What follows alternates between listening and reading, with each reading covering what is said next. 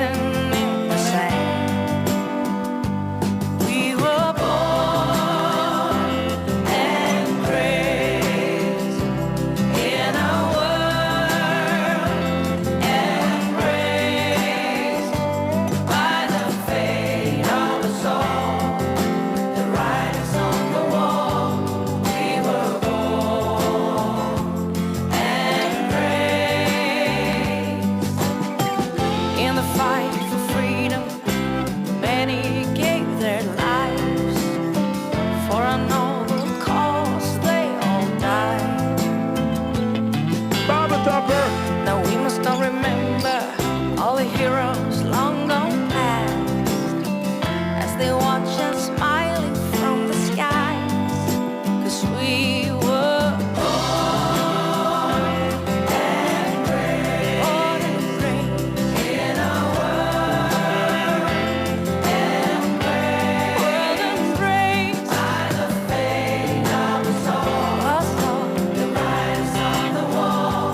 We were born and raised.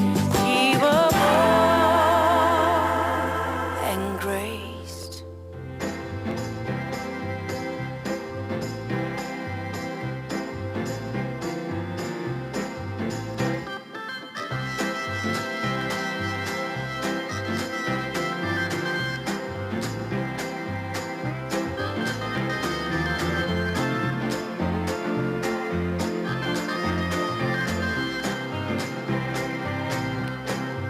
Baba Thumper!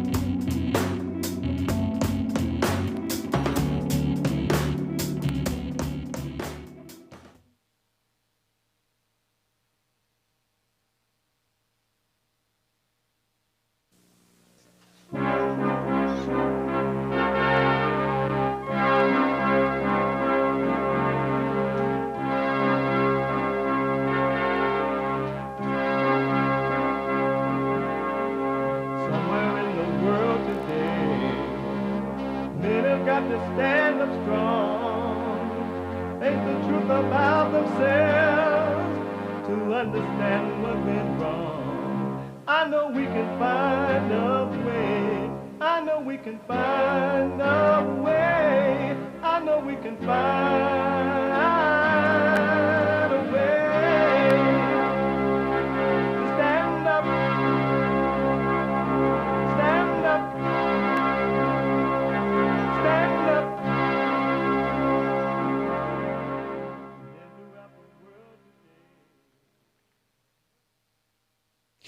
Uniting the races with truth instead of dividing them with lies. We're also rebuilding the family by rebuilding the man. I am Jesse Lee Peterson. Good morning. Welcome to the show. Believe it or not, it's Thursday again. You can get involved by calling 888-7753-773, 888-77-JESSE.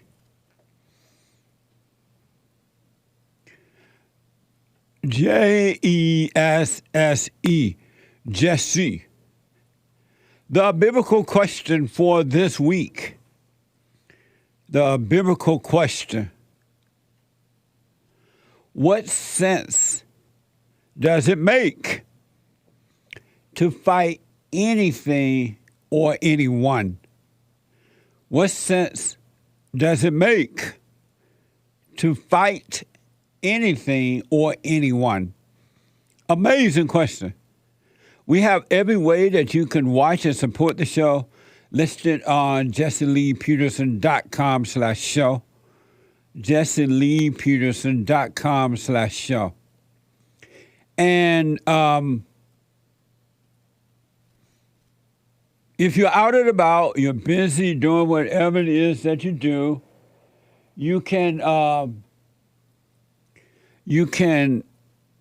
listen to the show on your iPhone or iPad by calling the listen line on TalkStream Live at 641-793-1500. 641-793-1500. And don't forget to follow us on Rumble.com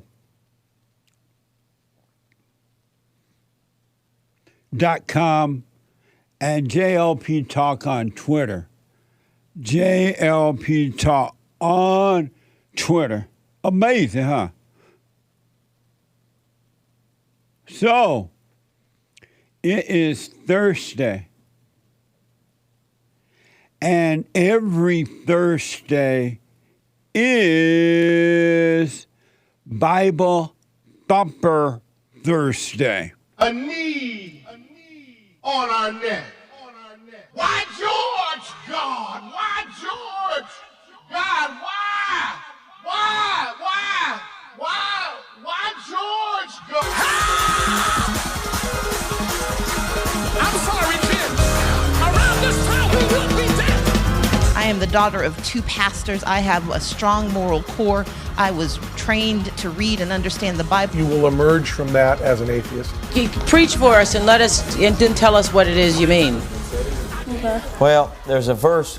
You want him to preach? Yeah. Get up and preach. Amazing.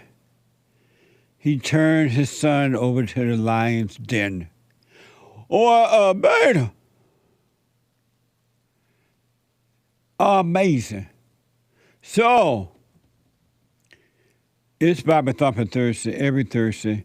I wanted to, whatever you want to talk about as well, but I wanted to talk a little bit about fear. Everybody and their mama has fear. And we've talked about fear before and how, and I'm not talking about practical fear, meaning walking across the road. Before going across the road, you look both ways. When you walk around a dark street at night, you look both ways. You make sure you're aware. I'm not talking about that. I'm talking about this inner fear within that most people don't understand and a few people talk about. And when you do talk about the fear with your counselor, psychiatrist, or whomever with degrees, and some preachers too, they think it's a mental problem, a psychological problem, and it is, but spiritual psychological problem. And they give you medication for it. They give you medication for it, and medication is not going to do anything about inner fear. And I've talked to a lot of people over the years now, and I ask, well, why do you have fear? What does it feel like? They're like, well, I don't know. It feels like, I hear a lot of women say, well, it feels like I'm going to be alone. Or I feel like they don't really know what it feels like. It's just fear. And they don't know why it's there, so they make up stuff like the mind, the thoughts. All thoughts are all lies all the time about anything. Will give them ideas of what the fear is about, and that's not it. And a lot of people ask, is it possible to overcome fear within, to live a life without fear? Is that possible? And I tell them that it truly is possible. And when you really, really smoke on it, when you think about it, when you really think about it, not with the imaginary thoughts, there is not one thing in this world that we should have inner fear about, the fear from within. No matter where you go, no matter what happens in your life or what you've done or not done, there is no reason, there's never a reason to have fear. So where does fear come from, and why is it difficult for most, not all, but most people to overcome it? Why is that difficult? And some people say, well, they have fear of getting up speaking in the public. They have fear of, some say they just don't know what it is about, where it came from, or why they have it. Some people say they have fear of walking into a crowded room by themselves. All kind of reasons, right? But I ask, where does fear come from? And they don't know. And how can you overcome it? And they don't know it. I totally understand it. The one thing I do want to tell you, that fear is the cousin or child of anger. It's the same spirit. And if you notice, whenever you have a thought about anything, and if you don't let that thought just flow through like watching a TV show or something, that thought will fall into the emotions of fear. But if you didn't hold on to the thought, you could not have the fear.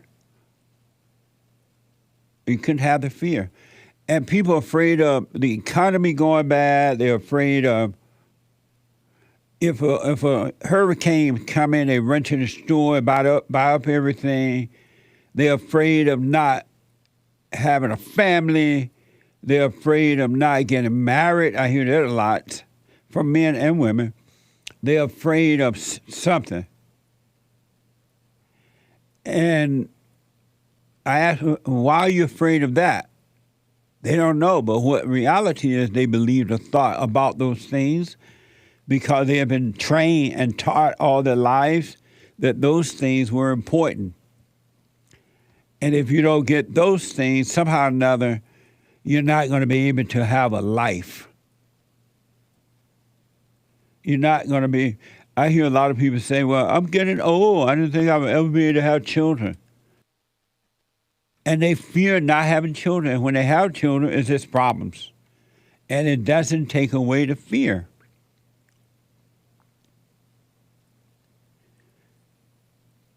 Where does fear come from?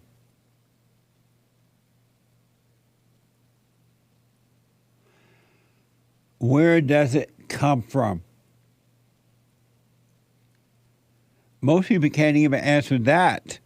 Where does it come from? Whose nature is fear? Is it of God or is it of evil? Is it an unrighteous nature or a righteous nature? But it's interesting in that everyone has it. And there are some people who are starting to wake up and they are overcoming that fear because they're discovering, understanding how to overcome it. And then secondly, fear, that inner fear that you carry around with you, it's not even real. It's an illusion because it comes with thoughts and emotions. And thoughts and emotions are an illusion. Though you feel it in your flesh, in your body, it's an illusion.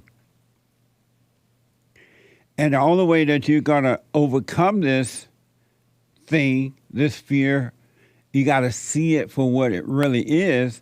And the only way you're going to see it for what it is, you got to pay attention to what's happening in you because it's in you. It's outside of you, inside of others, but what you feel, what you experience is inside of you. And fearful people will impose their fear on you. If you're not aware of what's happening inside of you, they're imposing on you because they're trying to find some kind of way to handle the fear that they have. And they're dumping on you and feel better, or force us to feel better temporarily by thinking that they have hurt you. Fear within is evil.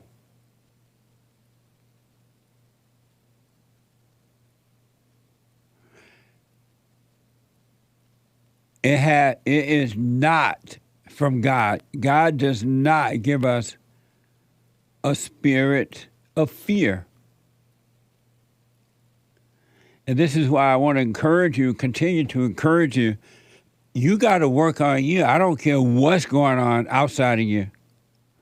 It's what's important. What's important is what's happening inside of you.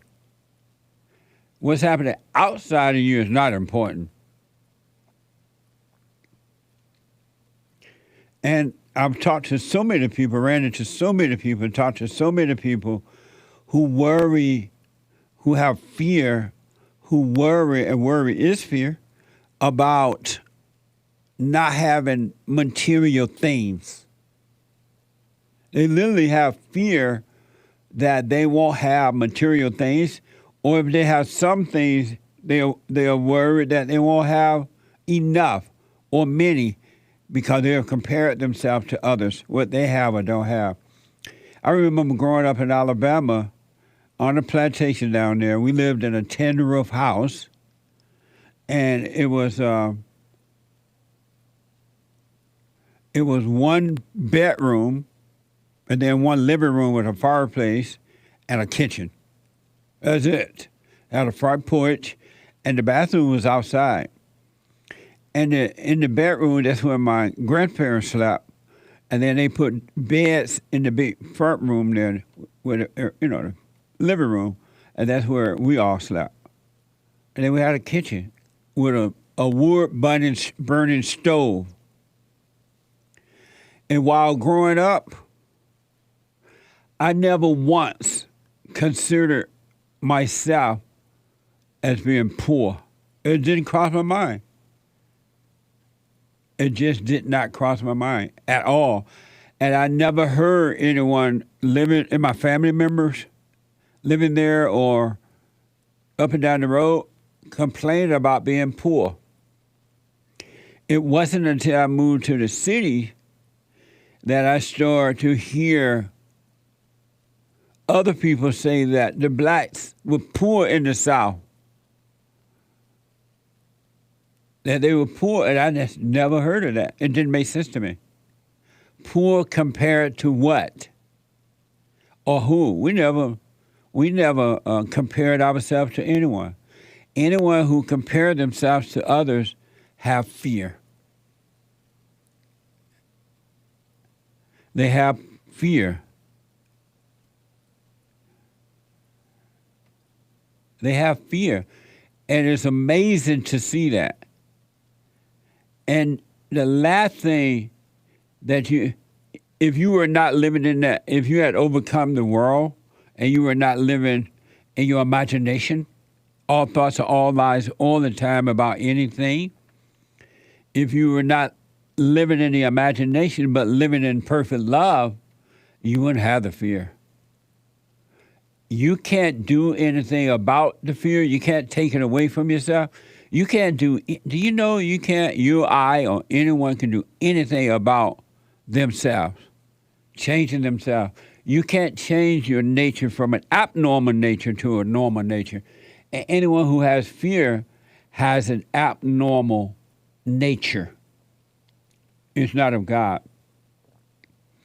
And when I moved to the cities and started hearing all these civil rights people, quote unquote, talk about slavery and black people and this and that and comparing them to the white people and wanting affirmative action, I realized they were doing that to control the blacks. They were doing it to keep the blacks angry by making them believe lies that blacks had it rough because of slavery and that the white man always had more, and so you need to take the white man's stuff. But then I noticed that when the white man give up his stuff, his things to the blacks, they still have fear. It doesn't get rid of that at all. I would encourage you, do what you want to get to know yourself so you could overcome the fear. You won't be able to overcome it yourself. Pills and these, they call it a post-traumatic stress disorder and all that. That's not going to work either. You got to see it for what it is, and then seeing it will cause you to overcome it. And don't worry about what you're going to eat, what you're going to drink. Don't compare yourself to others. In Matthew 6, it says, do not worry about your life. Think about that. And how many of you are worried about your life?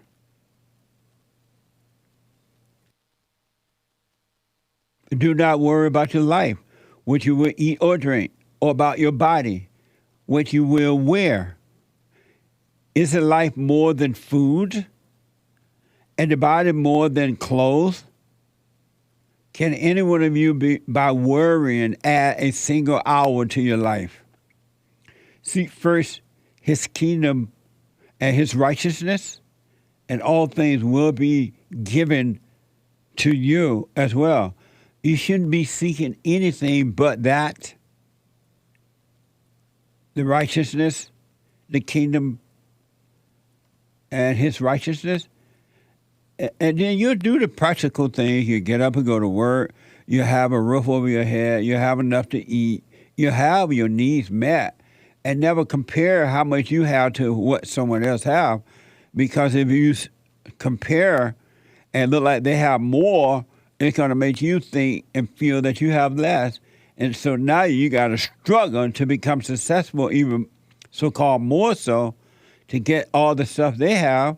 And then when you get it, you still have fear. You still worry.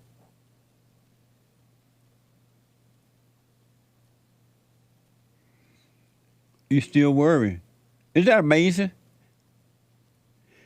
And I've said over and over and over again that fear, that all thoughts are all lies all the time. And fear comes from thoughts. And because you don't catch those thoughts in time, the fear the thoughts fall into the fear, and now you got a mess. You're like lost in the wilderness because you've fallen away from the light. You've fallen away from the light because you didn't see the thoughts coming in time where they would just pass through.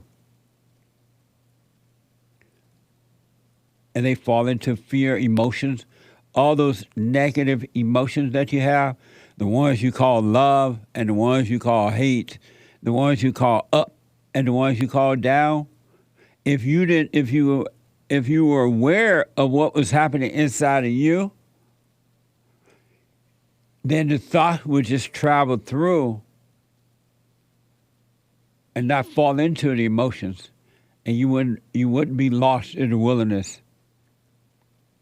You wouldn't be lost in negative emotions, the ones you call positive and the ones you call negative.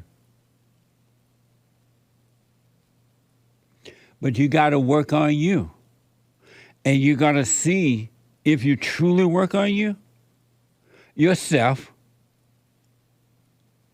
You got to see that it was never, ever you. And that's why we shouldn't judge one another. As God does not judge us, he does not condemn us, he's not mad at us, he's not trying to get revenge because he knows that it's something else that's driving us through the imagination by way of. Fear comes from thoughts, and all thoughts are all lies all the time. Proverbs 29:25. The fear of man lays a snare. Why should you fear man? Think about it. Why should one human being fear another human being?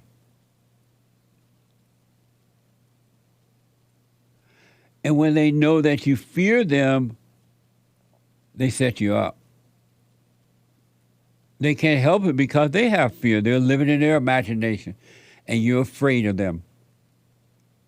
The fear of man lays a snare, but whoever trusts in the Lord is safe.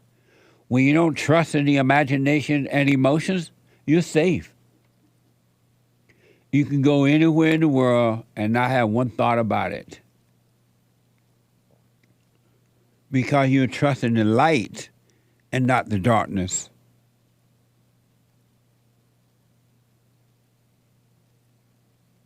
And not the darkness. God did not, does not, will not, is not, ain't not going to give you fear. Fear is from your God, the devil. And you worship him by believing in the fear. And you try to protect yourself from the world, but it only gets worse because it makes you more afraid of the world, of other human beings. You're afraid of losing someone. You're afraid of what others says about you. You're afraid of losing a reputation or losing this. And everybody talk about everybody anyway, just like you talk about everybody. Human heart is evil because it's being driven by the spirit of evil. Anyone that has anger is evil. They have fear. And it feels like you because you feel it in the body. You do feel the pain of anger in the body, but it's not you. You're not your body. And if you start working on yourself, you will see this and you will be made free from hell. It's hell. Oh, my black Jesus just fell when I mentioned hell. What the? What the? My black Jesus fell. But you got to work on it. You got to see what's going on inside of you. Proverbs 29:25 says, the fear of, I read that. I want to read 2 Timothy 1:7. Fear is not from God. God is all love, perfect love, and in perfect love, there is no fear. There is no fear. And when you start seeing that whatever you have done in life, so-called good or bad, it was never you. something else made a home in you, and it caused you to do the things you didn't want to do. And it prevented you from doing the right things. And you thought it was you. 2 Timothy 1:7. For God gave us a spirit not of fear, but of power and love and self-control. Everyone who has fear has no power, they have no love, and they have no self-control. That alone should make you question yourself to get to understand, to know thyself. Because you have no power. Angry people think they have power, and they have none. And they think they have love, and they have none. And they think they have control, and they have none. Because all thoughts are all lies all the time about anything. And when a person examines him or herself, they see they don't have love. They don't have power. And they don't have self-control. And they're lying when they say they do. They're lying about it. Inwardly, they're afraid. Inwardly, they know they're weak. And you can always tell an angry, powerless, lack of love, lack of control, self-control person. They're very emotional and impulsive. They always overreact. Even when they try to hide that they're overreacting, inwardly, they're overreacting. Because they're of their father, the devil.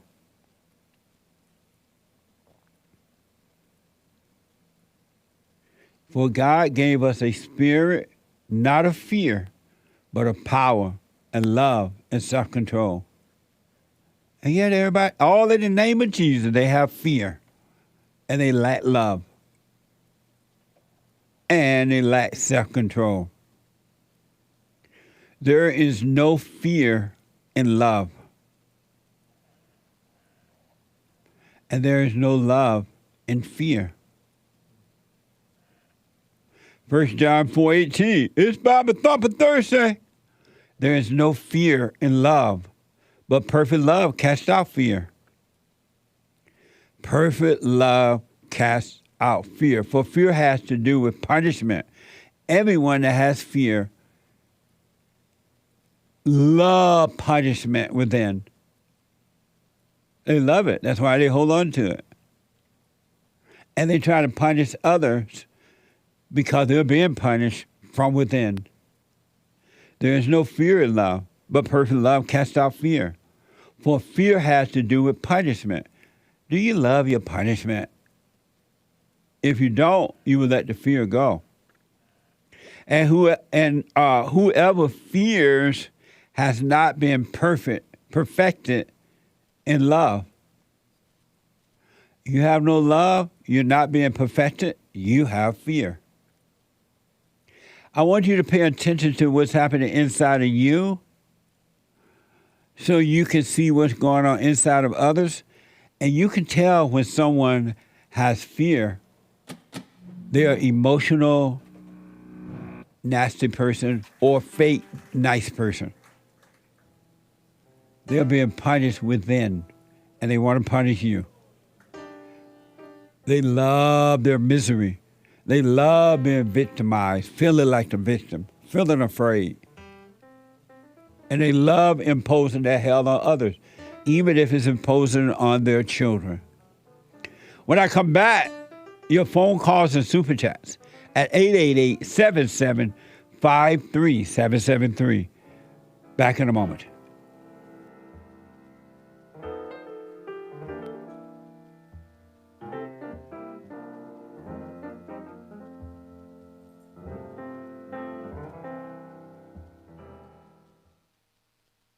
I have books that are amazing.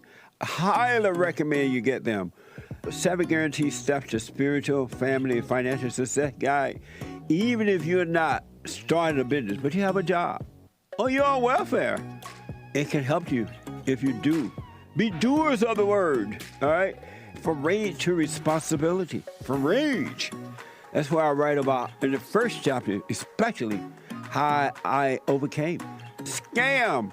How the black leadership exploits black Americans. They are using them. And blacks are too willing to be used. And then my last book, The Antidote, Healing America from the Poison of Hate, Blame, and Victimhood. They are all amazing books, and they are helpful. Go to rebuildingtheman.com if you want an autographed copy, or call 800-411-2663.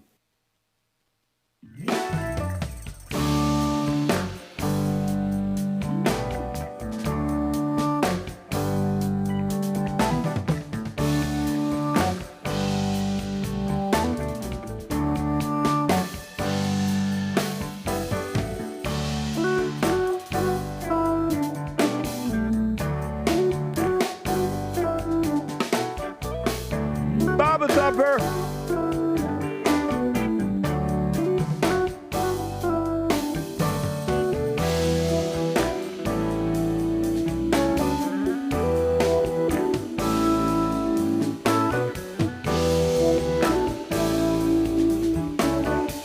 You can be free, or you can live a whole life in fear,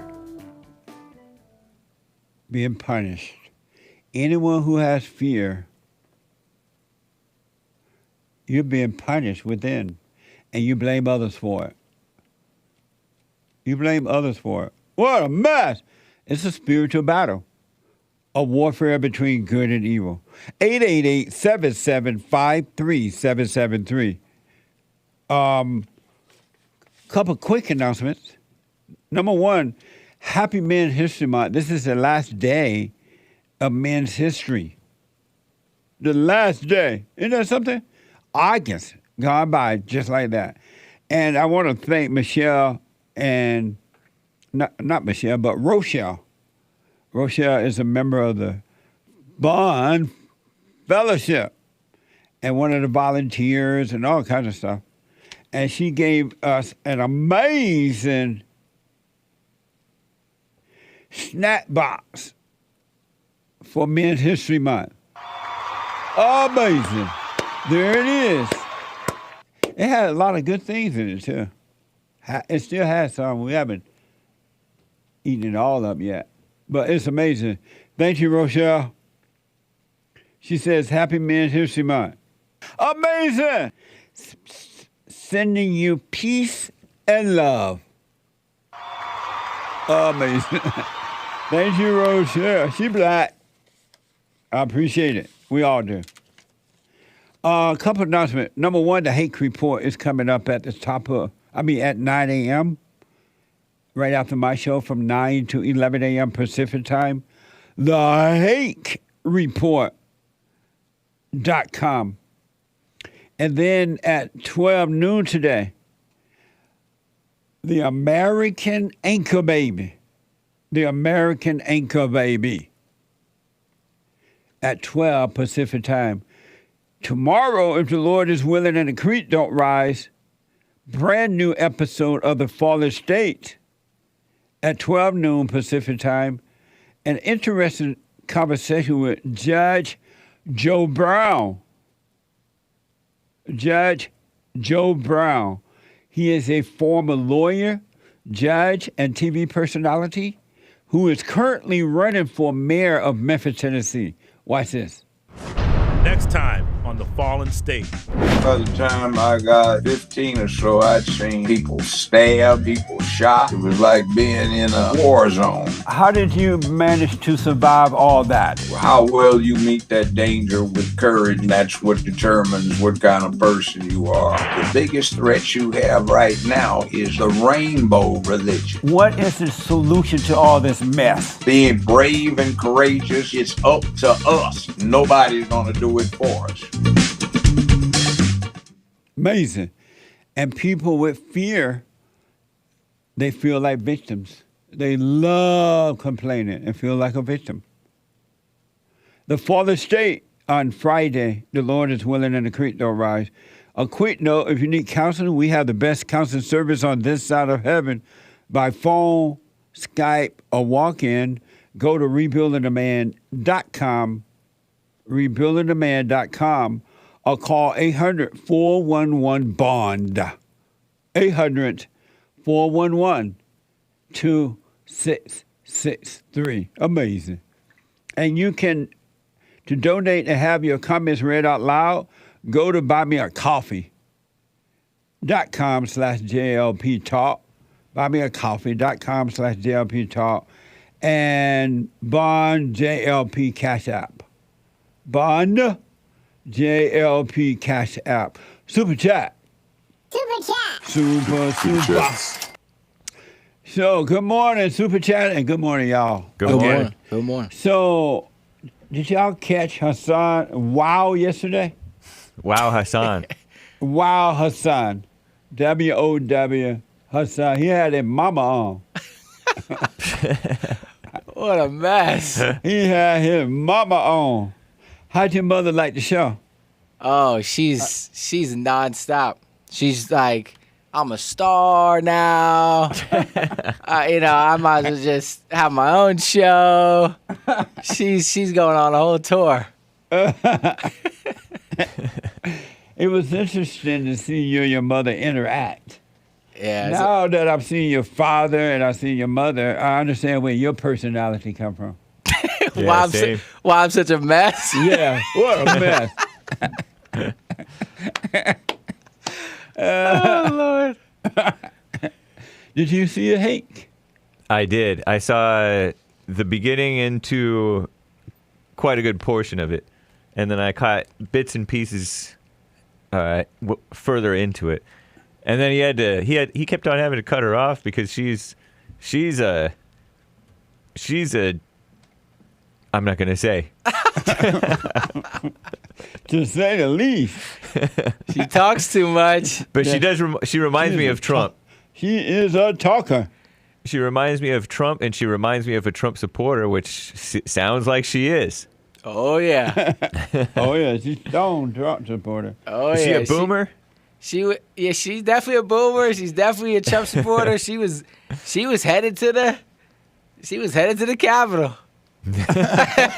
She put the boom peacefully and patriotically. She put the boom in boomer. She put the boom in boomer. It was interesting that when you told her you had talked to your father on your show, you can tell she didn't like that. She was stunned that you had done that. Yeah, the whole mood shifted. Yeah. I sure did. Yeah, there was one point I was only half listening at this one point, and these guys out there, he said something, and then she said something, and those guys are like, "Oh," talking about Nick and Sean. Yeah, further along, it got a little more spicy. They're like, "Oh." She said that threw her off. She didn't know he was on there. She does not like your daddy. That's for sure. She does not like him at all. What the? She definitely has picked up the Allahu Akbar reference. That's for sure. Towards him. She said, I was surprised that I didn't know you were a Jew. Well, I'm learning things every day as well, and I'm taking everything in stride. So you didn't know you were a Jew until yesterday? I mean, because she was, her parents died, she never actually, was raised or even met her biological parents. Oh, so, yeah? Yeah, so she was raised by her aunt and uncle, and so there's no hard evidence or hard proof, but I'm rolling with it. That's right. I like it. I'm chosen. Can you believe everything she says? I mean, can't believe anything that not everything that everyone says, but true. That part is selective. I'm gonna choose to believe that one. You want to believe that? I want to believe it. I'm chosen, and Nice. I want to. Right, that was funny you said that yesterday. I'm a chosen. So you're like part white, part Jew, and part Allah Abba. What a mess. You know what I mean? You got to cover all bases. You got it. And you love the blacks. So That's you got for the whole thing covered. That's for sure. And dogs. Who let the dogs out? Amazing. But you can catch Hassan show every Wednesday at 11 a.m. Pacific time. And if you didn't catch the one yesterday and the week before, where the first week he talked with his father, and then yesterday he spoke with his mother on his show. You can podcast. They can podcast, right? Yes, sir. You can Via podcast. YouTube. What? On YouTube. And they go to Wow Hassan? Yeah, if you search Wow Hassan, and it's the one with all caps. WOW. Yeah. Walking on water. Or the @ you know how they have tags now? The @ is Walking on Water Hassan. HASS. Yeah, 2 S's. 2 S's in Hassan, not just 1 S. It's not Hassan Piker. Thank God for Hake, the resident I know. information person. Let me test it out. And Wow. he, your mother loved Jesus. Oh yeah. She loved Jesus and Trump. Yep, she's all American. She wants the wall to go up. I'll just say that. She's for the ban. All the way. What? But it was fun meeting her in person, and it was fun watching you guys on the show together. Thank you, sir. Yeah, she was grateful. She enjoyed it a little too much. He already has shorts out. Shorts on YouTube. YouTube Shorts.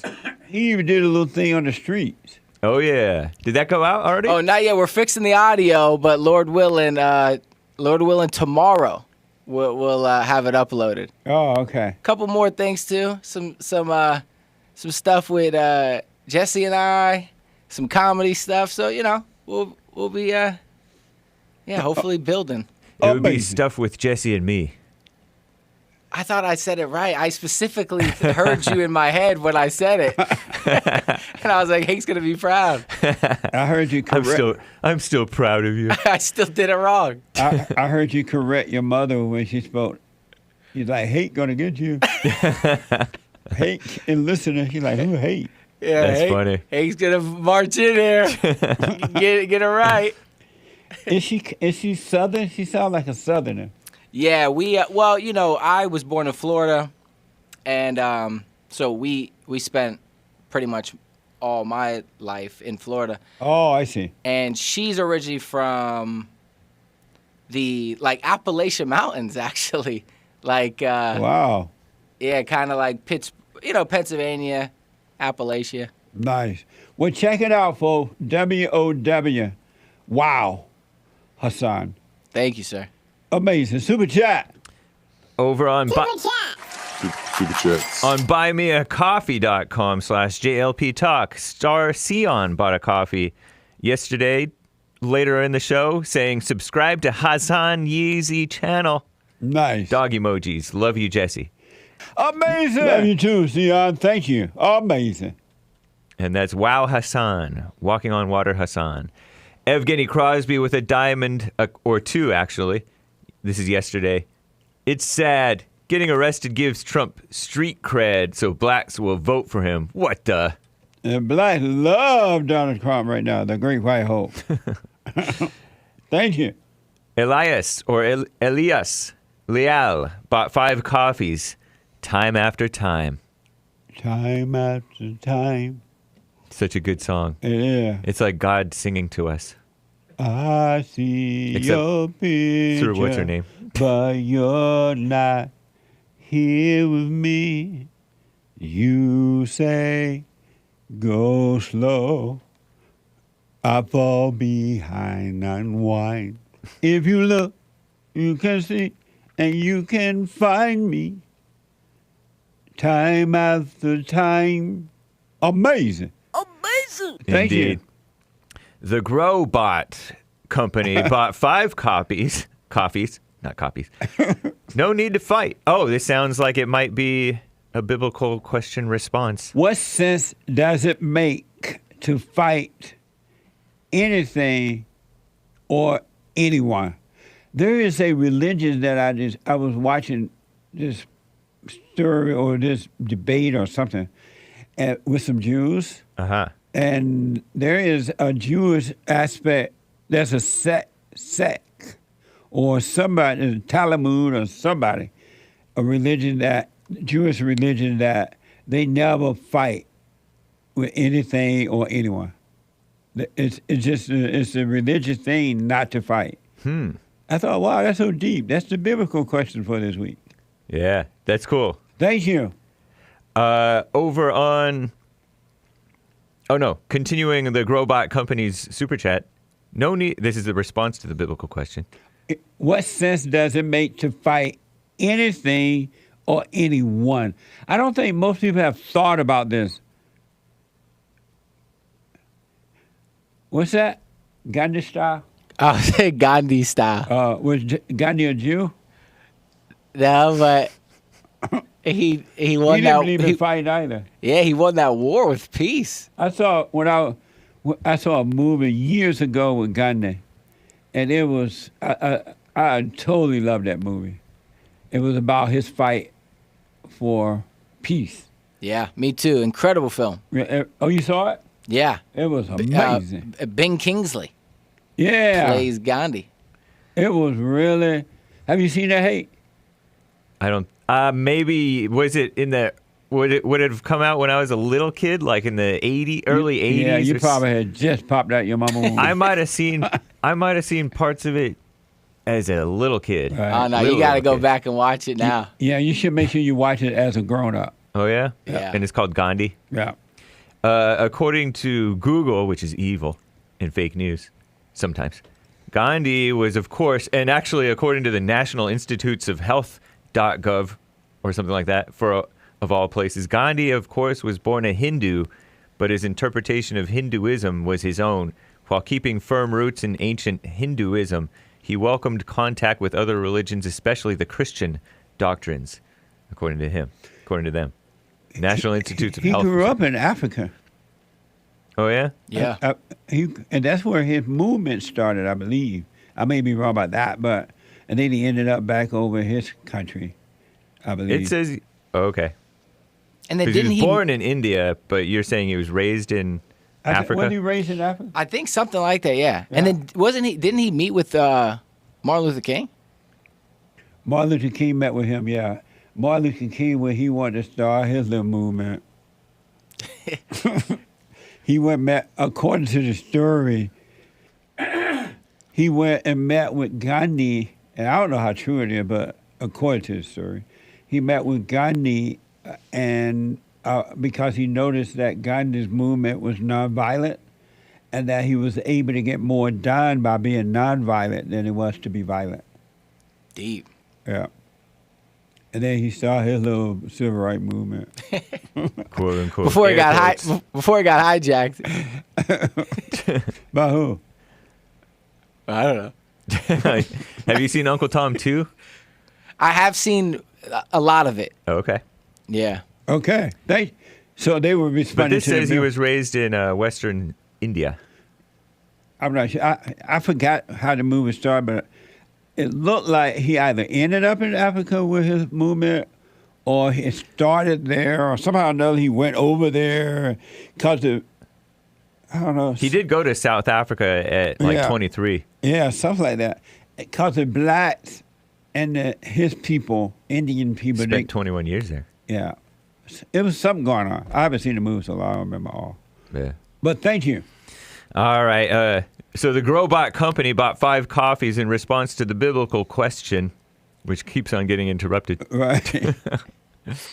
What sense does it make to fight anything or anyone? Right. No need to fight, says the Growbot Company. God will handle it and make your troubles self-destruct. Biblical question suggestion. Why do women marry men who can't provide for them? He asks. And so that's his suggestion for a biblical question. Thank you. Appreciate it. And Elias Leal bought 5 more coffees, saying, Hassan's show sucks. Sorry, kids, ladies. We need Jesus everywhere show. Oh, no, we need Jesse everywhere, every show. He black. He black. I thought it was fun, though. Yeah. It was Hassan all the way. Uh-huh. It's totally you. Mess. It made me understand him between those two individuals. Yeah. Whom he's interviewed past couple weeks. His father and mother. Yep. He has both of their personalities. Uh-huh. What the? That was the point to try to give some backdrop. But I agree with that super chat. We need Jesse everywhere as much as possible. No, we need men to wake up and be everywhere. Anyway, thank you. Josh bought a coffee asking, is there a difference between internal dialogue and thoughts? Yes. Internal dialogue is voiceless. Thoughts is a lot of noise, which is straight out of hell. Can you hold that? I want to squeeze it. That's all for now anyway. Oh, okay. And then I'll finish when I come back. Okay. Yeah, one more? Yeah. Go ahead.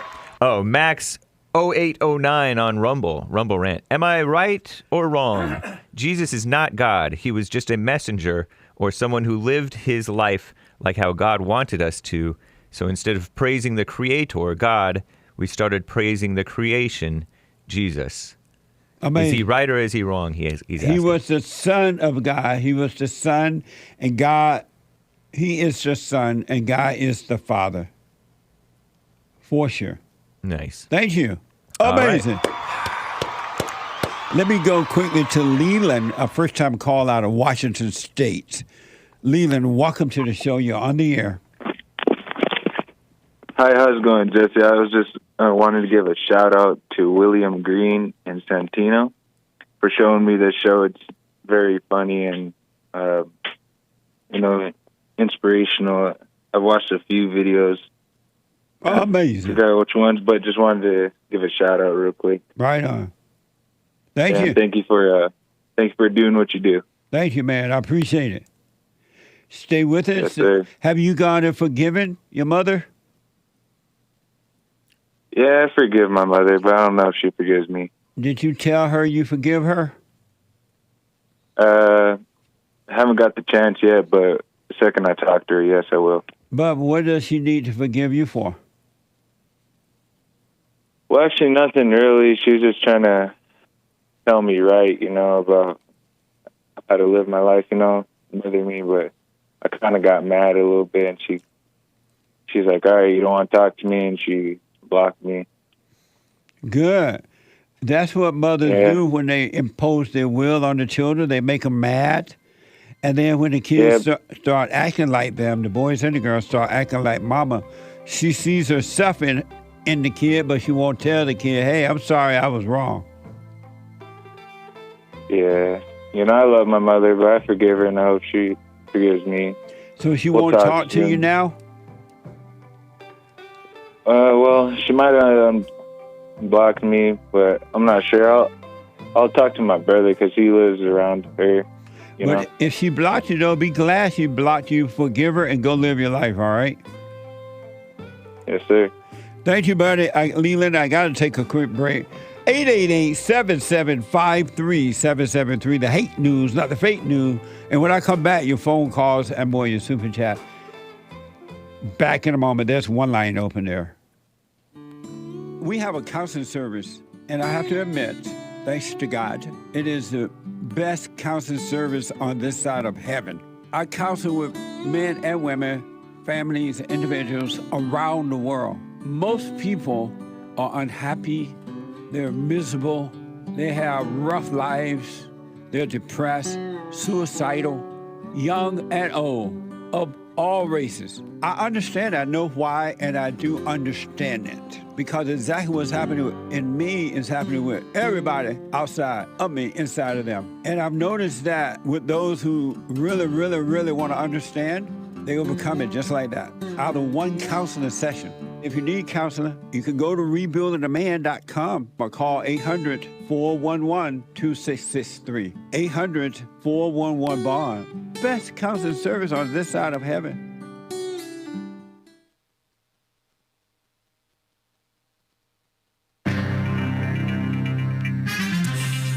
Mama wants to protect you from believing AI, and Idalia is no longer a hurricane, but it has flooded many areas, including Florida and I believe and the Carolinas.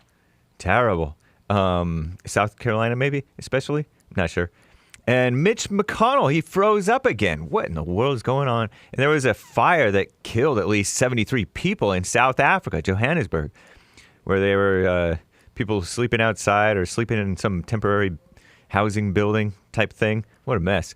This is the end of hour one of the Jesse Lee Peterson Show. It's Bible Thumper Thursday, August 31st, last day of Men's History Month. Make it count. 2023 AD. There is one line open. You can get on hold to get on air with JLP by calling 1-888-775-3773, 888-77-JESSE, Jesse. No I in Jesse. And he will get to your calls, but first, Hake news, not fake news.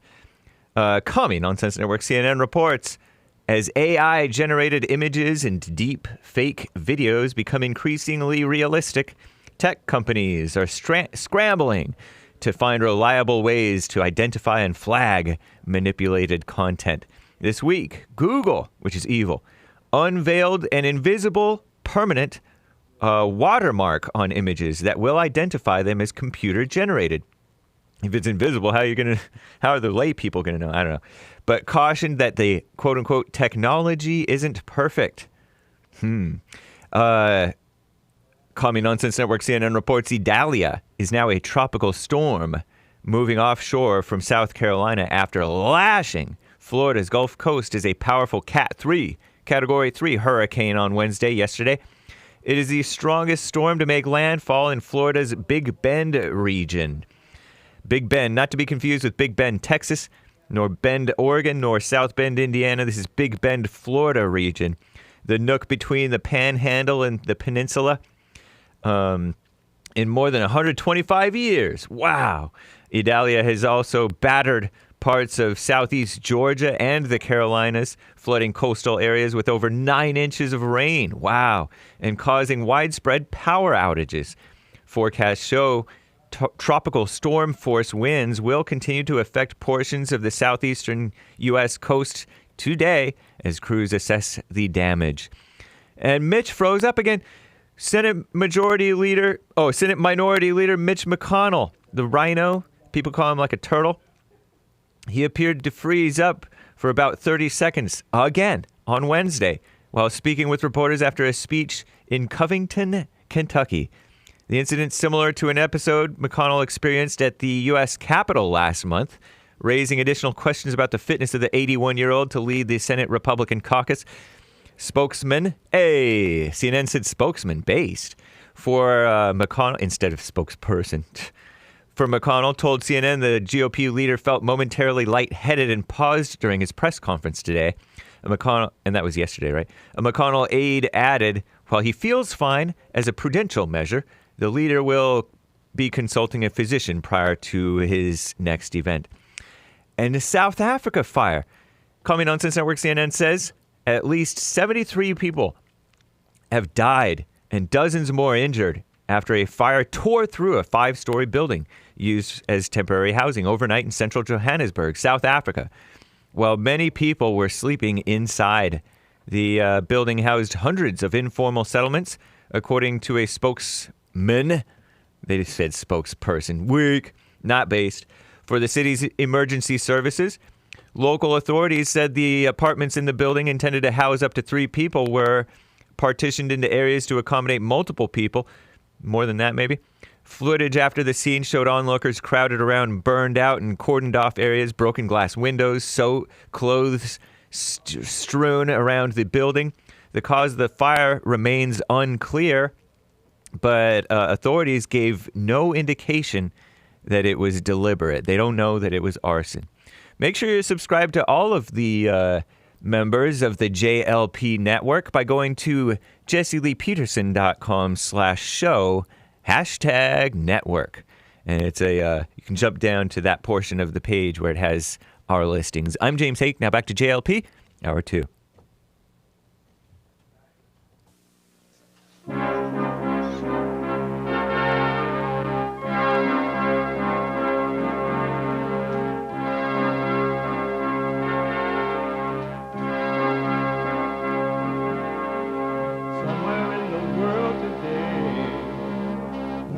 got to stand up strong. Think the truth about themselves to understand what went wrong. I know we can find a way. I know we can find a way. I know we can find a way to stand up, stand up, stand up. Uniting the races with truth instead of dividing them with lies. We're also rebuilding the family by rebuilding the man. I'm Jesse Lee Peterson. Welcome to the second hour of the show already. You can get involved by calling 888-7753-773, 888-77-JESSE, Jesse, Jesse. My biblical question for this week: what sense does it make to fight anything or anyone? What sense does it make to fight anything or anyone? An amazing question. We have every way that you can watch and support the show listed on jesseleepeterson.com/show, jesseleepeterson.com/show. And you can listen to the show whether you're working out, laying up at the beach, running, walking, having breakfast, lunch, and dinner, whatever you're doing. And you can podcast the show, of course, but you can listen on your iPhone or iPad while you're busy by calling the listen line at 641-793-1500.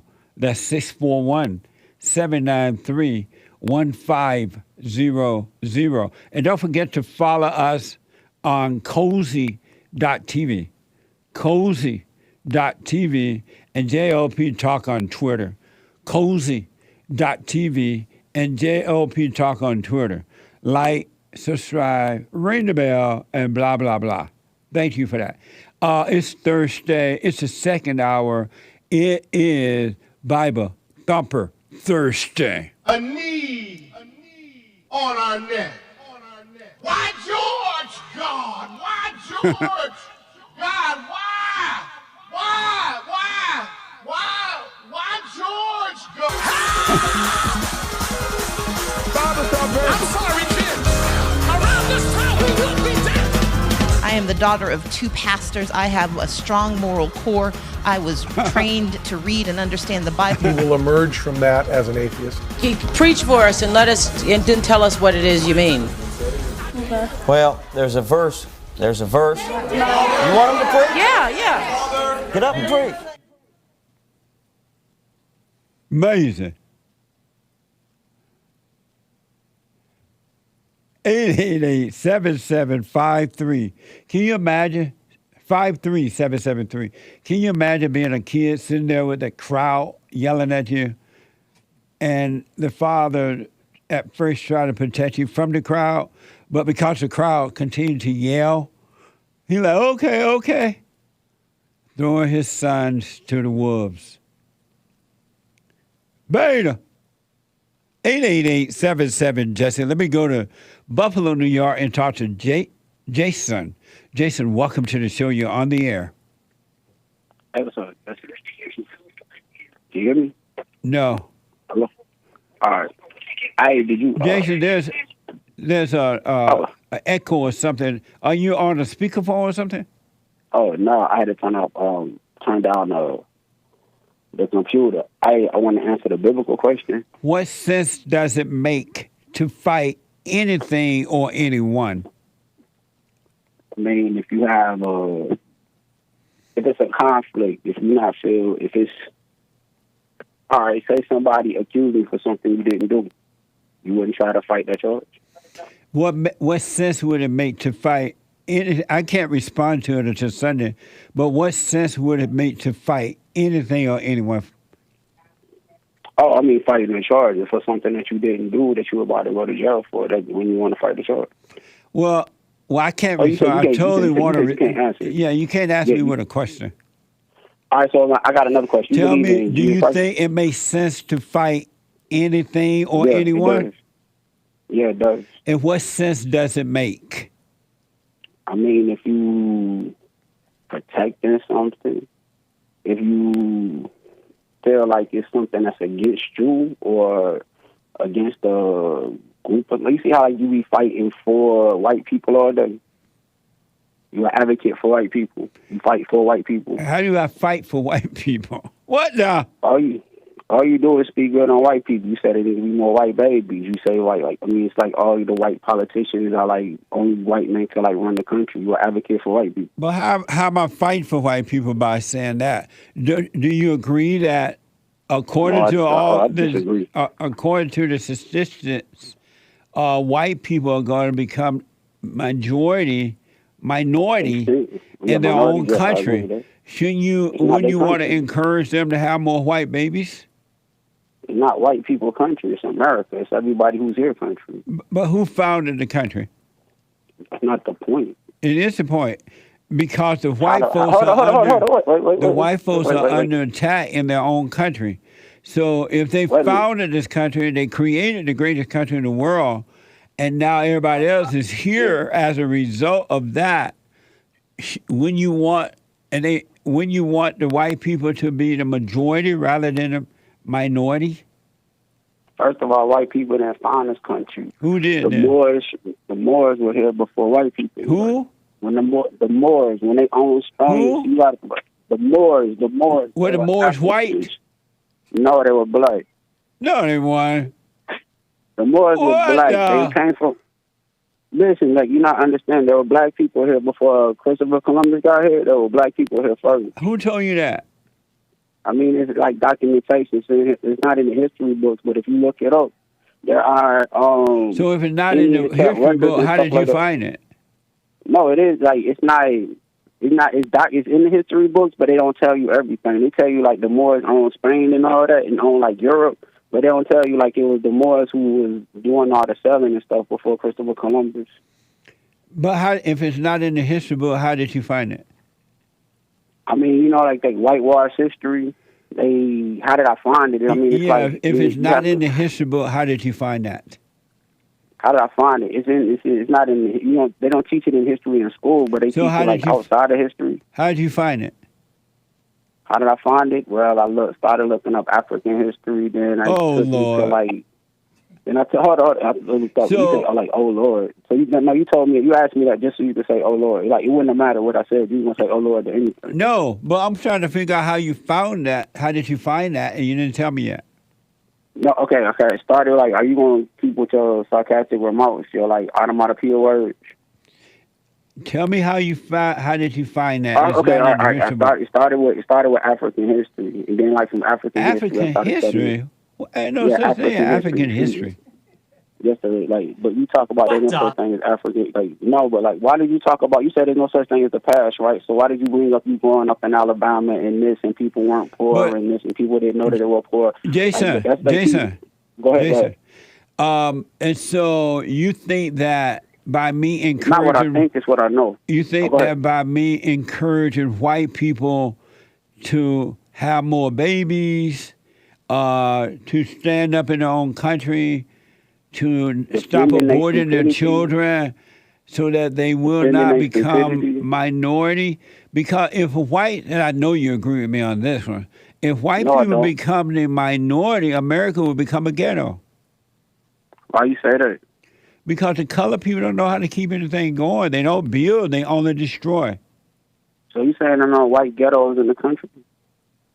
I'm not aware. Boston was see things you don't know about everybody else. There's places in Boston that are like that. I know there are places in Iowa where ain't nothing but white people. But even a white ghetto, if there's a white ghetto, it looked like paradise compared to the black ghetto. No, it doesn't. Go to Boston. Take a trip through Boston. I think it's the south side, not the south. It might be the east side of Boston, where all the churches. Oh, I've seen the pictures. I've seen the. But you're not gone there. Why do I have to go when I'm able to? No, I'm asking. Have you ever gone there? I mean, why would I go when you're able to see it? They do the tour. They talk about it. It's a documentary on have you ever gone there? No, I've never been there. Oh, okay. Why would I go there? Why would I go there? when I could see the documentary when they showed the stuff that went on there. There was a dude named Roddy Bozier. He was like a white gangster back in the day. He dead now, but like the stuff that he was part of a lot of stuff, like all them like bank robbers and all them white bank robbers and stuff like jewelry heists and stuff like that. Armored car truck people. Those are all white people in Boston. But the only time that you talk about those were Irish people, right? Fuck, I don't know. It wasn't all Irish. They were all different type. But they like, so you saying like Irish people are not white people? Oh, they Irish. Okay, all right. So Because of time, let's get back to the biblical question. You think that I'm fighting for white people by encouraging them to stand up and protect their own country, right? What you mean? They like stand up to protect? It's not their country. It's our country. It's like we the people. It says we the people, not white people own this shit. Well, you didn't say that. No, I ask us. You think that You think that I'm fighting for white people when I encourage them to stand up and fight for their country, right? Yes, that's what you are. You are an advocate for white people. But how about advocate? I'm standing up for my country, and I want what's best for my country. And as we all see, as we all know, that when white people are not running the things, it turned into a ghetto. You know, like how you say when white people start, and I just told you, you don't know like them small towns and stuff like that, small town, them trailer parks areas. You don't think those are ghetto? But even the trailer park look better than the black hoods. So hold on. She's saying the trailer park look better. Like I don't think you never seen like a black neighborhood, an affluent black neighborhood, have you? Have you ever been to Atlanta? Have you never seen an affluent black neighborhood where they got like houses and stuff like that, like $250,000, $300,000 houses? You never seen a black neighborhood like that, have you? You never went through. If you think something like that is better than a trailer home, a white people trailer home, you think that would be better than a white people trailer home? But you said don't compare. Like hold on, you said don't compare. So you talked about not comparing stuff like that. But then when I told you about the trailer homes, you said you compared white people trailer homes to like black people stuff like that. So you see, you don't talk about the good things about black people. Go ahead. I've been in Atlanta. When I lived down in Alabama, I visited Atlanta often. And the reason that those neighborhoods, the black neighborhoods that they have with those nice homes, were nice because Atlanta was controlled by white people at the time. And I'm talking about nice neighborhoods. Nice black neighborhoods and white neighborhoods. You said they were controlled by white people left and the black people took over, all that changed. So you're saying they're not black neighborhoods in Atlanta, not nice black neighborhoods in Atlanta right now? Maybe there's some left, but things are changing. No, it's not the point. It's not the point. No, the point. It's not the point. Like, it's not the point. You see, the way that you're talking about, there's not nice black neighborhoods. Like, they're all ghettos. Everywhere that black people stay. No, you still can find some. Hold on. You still can find some nice people because I have family members live down there in Atlanta right now, and they bought houses in those black areas, and it's still somewhat nice. But my point is that things are changing now that the black has taken over the government. Black, like what you mean? There's been black people in Atlanta for a long time. I know you're right, but for a long time, it was controlled by the whites, and so blacks were doing better because the white people were heading it up, and so the blacks all right. But you just said better at that time. Can I interrupt you real quick? You just said that your black family members got houses in Atlanta right now, right? Yes. In nice black neighborhoods right now, right? With black people at the head of, black people at the head of it. Because you try to make it seem like only white people can produce stuff like that. I said you were an advocate for white people. I said that is Jason. You only think that white people can do this. No. I said that things are changing. He hung up. What the? Jason, he hung up again. He black. 888-775-3773. Encouraging white people to stand up and not let their country go like that. I'm not fighting for them or anyone. I'm just encouraging them to what happened in South Africa when the whites didn't stand up in South Africa. Look what happened, right? It's nothing but hell over there now. Same thing is happening here. And there will be no more America when these people take over. Even over in South Africa, we showed you a video of a black woman begging the white people to come back. She's like, look at this mess. Black people can't run this thing. It wasn't like this when the white people were running it. White people, come back.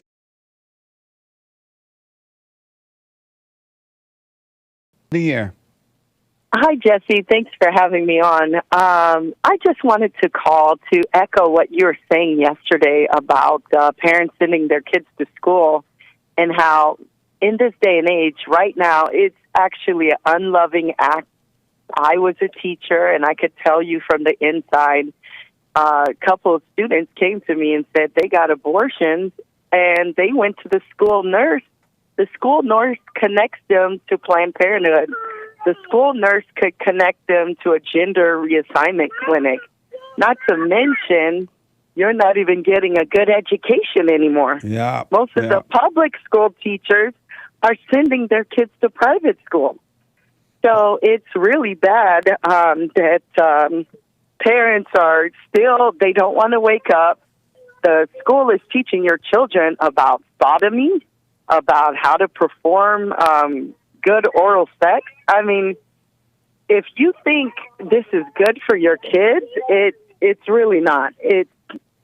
They're intentionally coming out and saying what they intend to do with your children. Yeah. And parents, you could go cry at the school board meetings all you want, but the way to bring the school system down at their heels is, like you said, you withdraw your kids from school. Right. If most Americans would do that, the school system would crumble down and they would have to teach what you want to teach. But as long as you're sending their kids there, they're getting the federal dollars to continue to indoctrinate your kids in whatever they see fit. Why do you think that, what made parents stop loving their children and start to send I know the answer as I'm asking, but what do you think that these mothers don't love their children, the man's children enough to stay home and watch over them, or the father's too weak, he can't make the mother stay home and watch over his children? What happened? Why did they stop loving their children? Well, women, through feminism, they have been idealized to fall in love with a career. You should see them talk about career. They could be a secretary or some, menial job, and they'll say, I have a career. And that means more to them than staying at home. They think staying at home is now the low-level thing to do, and they rather go work for another man, submitting to another man, than to stay at home and obey their own husbands and give their children a quality education. And really what they're doing in schools is not really high level. I mean, in the elementary school, they're literally reading a script to the kids. It tells them, now do this, now sing the ABC song. So anybody could really pick up a book and do this. And, they're vaccinating their kids. Now they're probably going to add the COVID vaccine to the schedule, and the parents will still send them. There's hepatitis is on the schedule. Kids are doing drugs, and they're sending their kids to school, making them take these hepatitis vaccines. I just saw a report where I didn't see the whole thing, but in some part of California, the schools were convincing a girl 11 years old that she was a boy. She went to the counselor person or somebody there, and they told her that she was a boy, and they kept telling her that she started to believe that she was a boy. And then the mother happened to find out about it, and apparently, according to the story, I don't have all the details, but the mother sued the school, and now she's going to get paid $100,000. And the girl now is realizing that she's not a boy, but she's a girl. And yet these parents send their children to the school. Right after that news will come out, they'll still send their kids to school. Right. I've been at schools where the counselor, I'm not even kidding you, counselors and teachers have come out to the students about their sexuality. And the parents will still send. Why does a counselor need to tell the students they're gay? Because they know that the parents don't care anyway. And so the school will let you know that they're going to do it because they know that the parents don't love the children, that the parents use the schools as a daycare center, and that they're going to send the kids anyway. That's why they keep doing it. And to the people who are listening, if you did it during COVID, that same sacrifice you made to homeschool your kids during COVID, keep doing it. Don't send your kids to this education center where they're not learning. The literacy rates across America is so low. Take the time, do the sacrifices, buy a single wide on 3 acres. It's cheaper than the city jungles you're living in, and educate your kids, live off the land, do anything but this whole thing we've been trained to do. Get a nice house, pay a HOA, send my kids to these sexual predators, The last just thing so about I get this babysitting. is there are some parents who are homeschooling their children. Now, I'm starting to hear more and more about homeschooling, and that's good. But if they were to take their children out of these public schools, as you just said as well, all this will end. Sarah, thank you for your call. I got to run. I appreciate it. You're welcome. Thank you. You too. Amazing. Parents don't love their children. They love, as Sarah just said, their career because it makes them feel equal to a man. And to hell with the children. They don't love their children. And they love going out protesting because that makes them feel good too. It's all about the parents. It's not about the children. Ben is the first time call out of Rhode Island. Ben, welcome to the show. You're on the air. Hi, thanks. Thanks for having me, Jesse. I've been a long-time fan, but I haven't had a chance to call. I wanted to talk a little bit with you about my situation. I started listening to you a few years ago, and it started clicking. I have 6 kids at the time and was married, or thought I was married. And I started to notice that the kid's mother was a little bit off and started to have conversations with her. Everything kind of spiraled, and, that kind of hell underneath, which came maybe from her childhood or whatever, came out, and she, kind of really flipped out, turned against me. And only my oldest daughter of all the 6 kids kind of hung with me. But it's been extremely chaotic. And, when my daughter sided with me, she turned against the daughter. Yeah. So we've been kind of careening backwards, and she made allegations that her own daughter and me were involved in sexual activity. That's how they roll. It's unbelievable what came out. And, of course, that I'm violent, even though I'm not. I've never been in trouble with the law, anything like that. But my question was about when these things happen.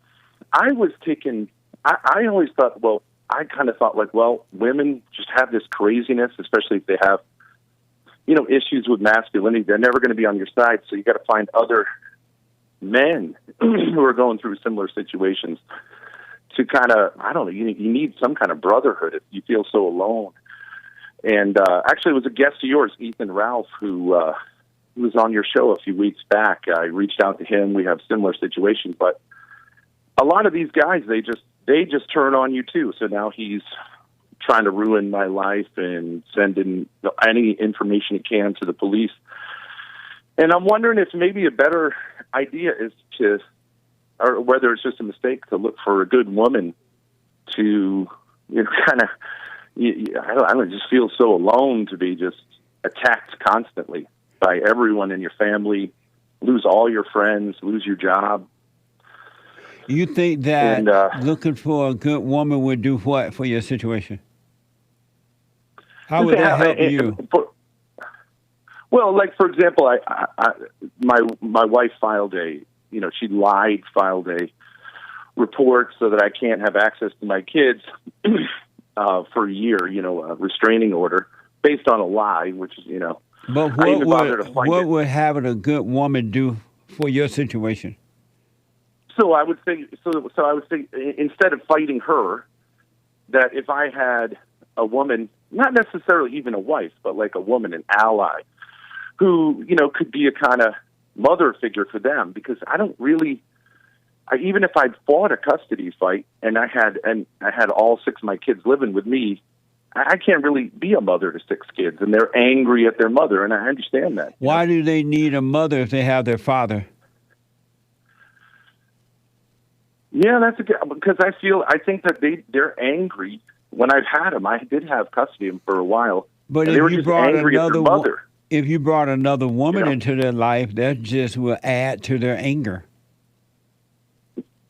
Or anger at their mother, or It would be angry at you and the woman that you bring into their life. They don't need another mother; they need a father. so if they, but when they're with me, they just seem angry at their mother, and I don't know what to tell them. But it's not. I'm not their mother. You don't know what to tell them about what? In other words, like their mother has set them against me. Right. So even if I'm able to sort of like rescue them from her, they don't trust me.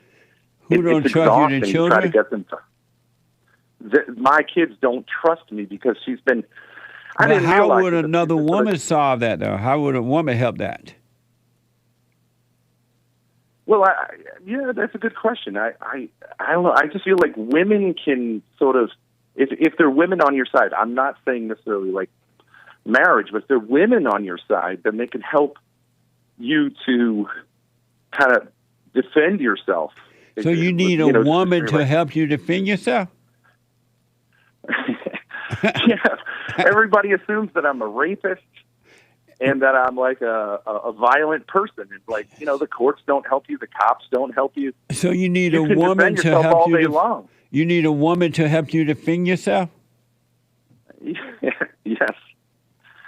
So but you understand how it would be helpful. Do you think that if you got a woman, that those people who are thinking those things about you now will stop thinking those things about you?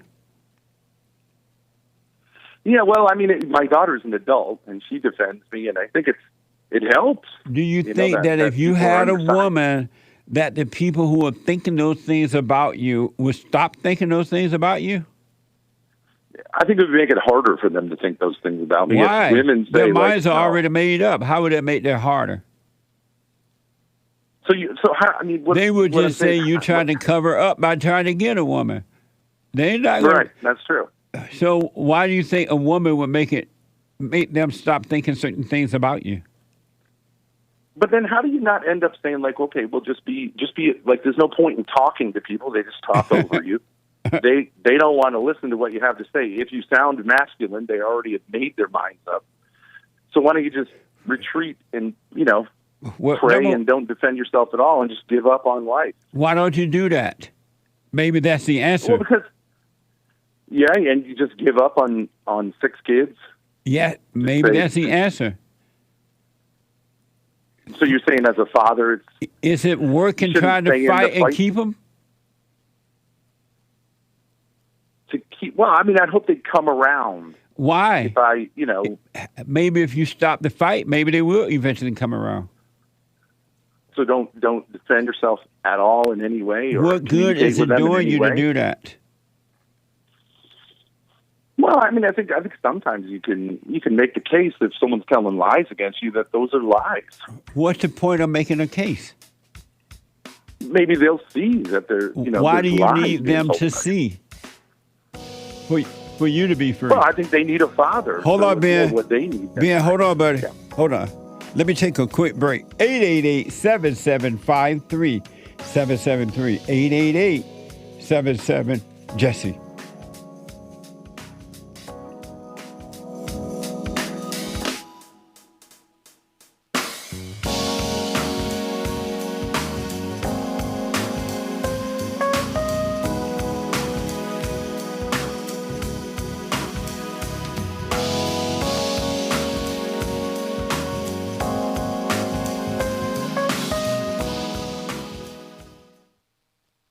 Now, I totally disagree with the way things are going, but you can't be angry because that's what the enemy wants. He wants to control you. They do things to make you mad so they can control you. It's like being married. And the wife would do things to make you mad, or she'll do things to make you feel good. And men do that to women too when they want something from the woman, especially sex.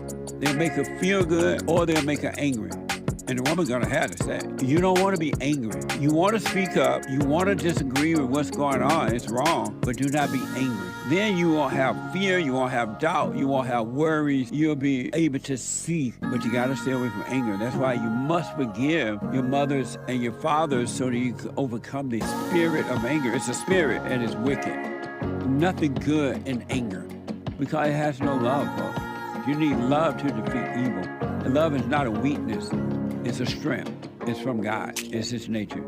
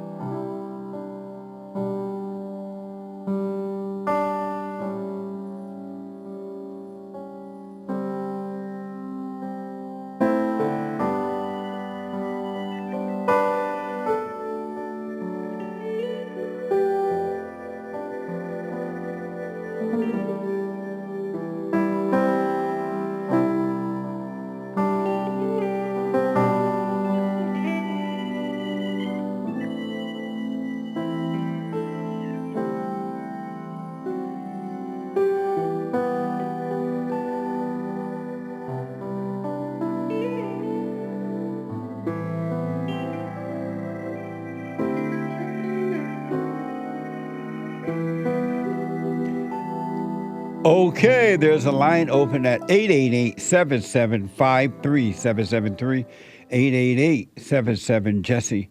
The Hake Report is coming up at 9 a.m. this morning. TheHakeReport.com. And at 12, The American Anchor Baby. The American Anchor Baby at 12 p.m. Pacific time. And for personal shout-outs, birthdays, weddings, anniversaries, or whatever, go to Cameo, CAMEO.com/Jesse Lee Peterson, CAMEO.com/Jesse Lee Peterson. Birthday shout-outs or whatever, encouragements, and I'll do them for you at Cameo.com/Jesse Lee Peterson. Let me go quickly back to Ben. So, Ben.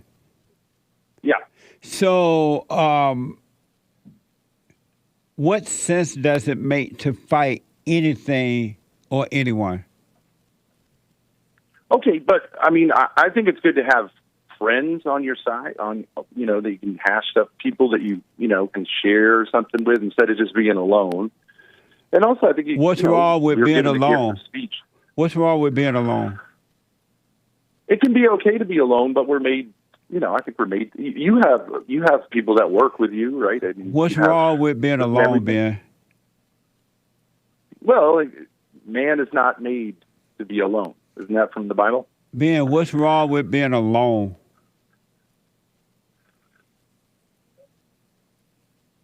What's wrong with being alone? It gets lonely if you're made to be with other people. And what's wrong with being lonely?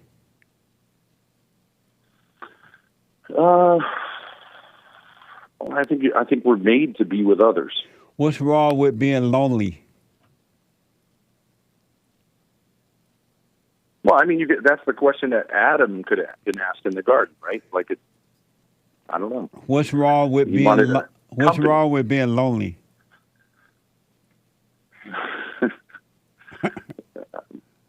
I don't know. I mean, I see what you're saying, but I haven't said anything. That was a question. It was a question. I don't think everybody's made to be alone. What's wrong with being lonely? Some people can do it. Well, you miss out on a lot of good things in life, like friendship. There's no such thing as friendship. No? Why can't you hang out and enjoy people without calling them friend? Because the moment you call them friend, there is a expected requirement. There's an expected giving and taking. But why do you have to put a title on it? Why can't you just hang out with people when you want to hang out with them? And when you're not with them, you can be alone. Why can't you live that way? Yeah, I think that makes sense. No, Well, I that mean, was you a have question. kids, That was a like question. Why can't you do that? Yeah, I think you can do that. But why don't wanna you do use the that label. rather than looking for friends? Well, I'm saying a lot of times when you encounter other people, you get a lot of hostility, and it can sometimes seem like it's not worth it. But it's not where you get hostility from a friend, too. Yeah, I know. It's risky. That's what I'm saying. It's risky. So why not to try live to, the free life rather than the risky life? I think life is still a risk. I'm sorry? It's part of the nature. It doesn't I think.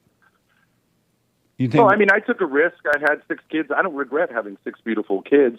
I wouldn't advise people just to withdraw from life. You don't withdraw from life. Did I ask you to withdraw from life, or why don't you withdraw from all these identities that you have? You mean like being a father? Like calling yourself a father, like thinking that you need a good woman. By the way, there's no such thing as a good woman. And there are women who are starting now to overcome the hell in them. Yeah. But no such thing as a good woman. Ben, because of time, here's what I recommend. Do what you want, though, okay? Mm-hmm. I recommend you stop fighting for all these things. You let go and start working on Ben. Don't seek no woman. Don't seek no friends. Don't seek anything but the kingdom of God inside of you, and He will add everything unto you. And then you will once you seek God, you're going to overcome this idea of loneliness, and you need this and you need that, and you're fighting for the kids.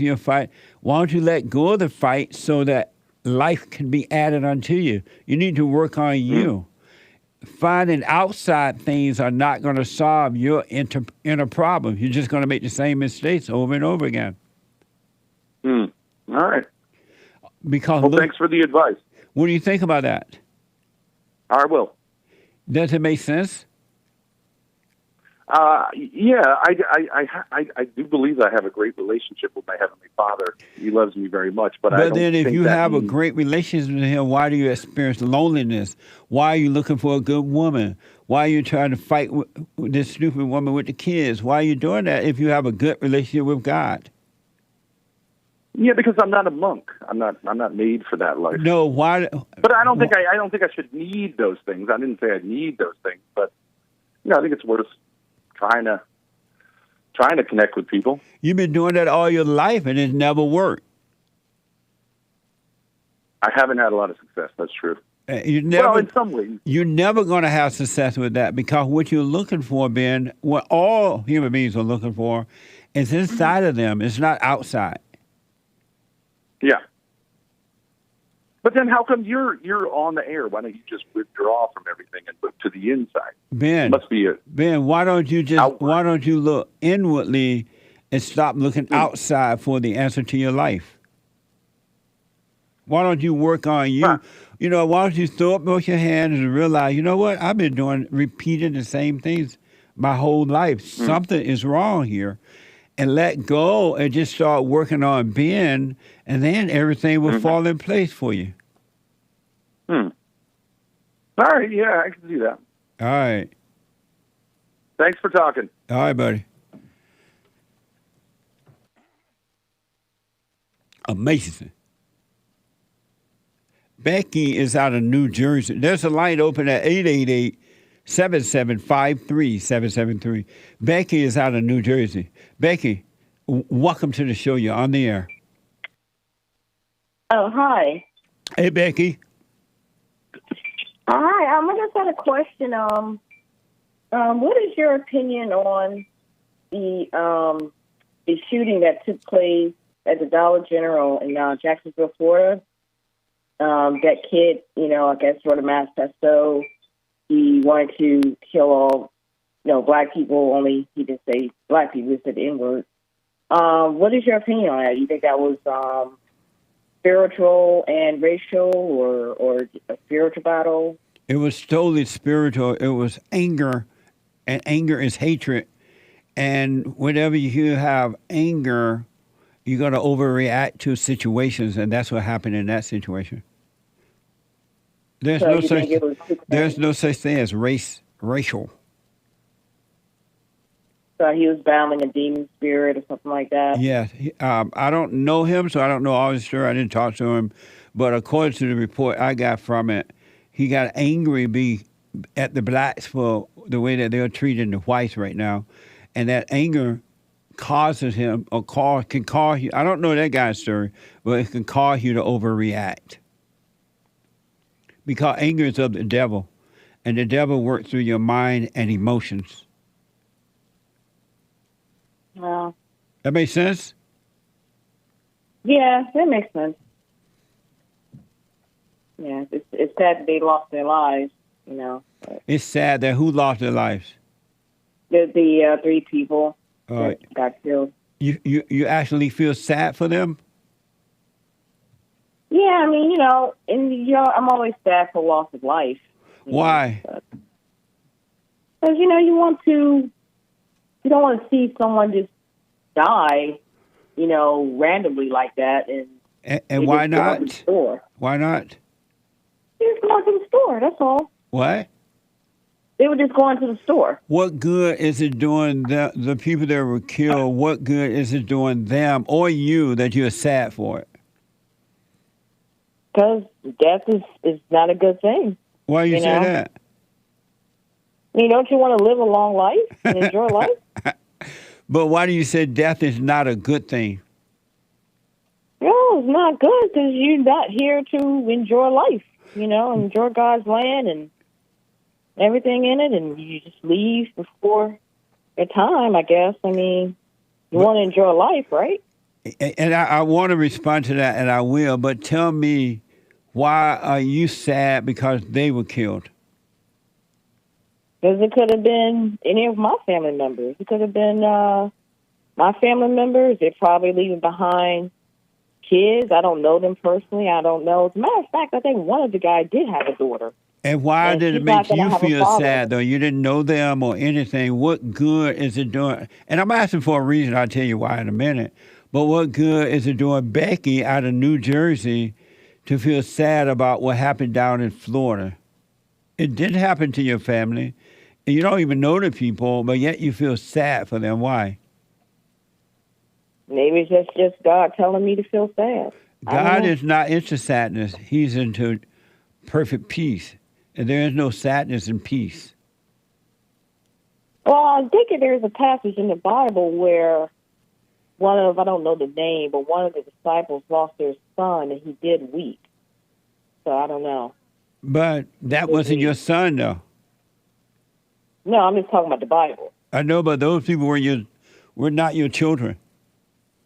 Here's what the reason I asked Becky, because in real life, it's enough to see what's going on, but when you're sad about it and when you're emotional about it, you're not seeing the reality of what's going on. And it's enough to see that it was wrong, but it's wrong to be emotional about it. I understand what you're saying. Yeah, because emotion is about you. It's not about them. It's for you to make yourself feel like you cared and feel like you this, right? And so, but it's enough to see that it was evil, that it was wrong, and that's all you need to do. Also, there is no such thing as death, by the way. There's no such thing as death? Right. What do you mean? There's only one death, and that is the death of the ego, of the anger, of the thoughts and emotions. When you die of that, there is no death. So there's no such thing as death. Death is just a word made up, and people put meanings around it to control you emotionally, to put fear in you, to make you feel sad, to make you feel afraid of death. But there's only one death. There's one life, one time to die, and one time to live. Anyone that has anger has an ego, so they're living in their imagination, and they are dead. Even though their eyes are open, they are dead.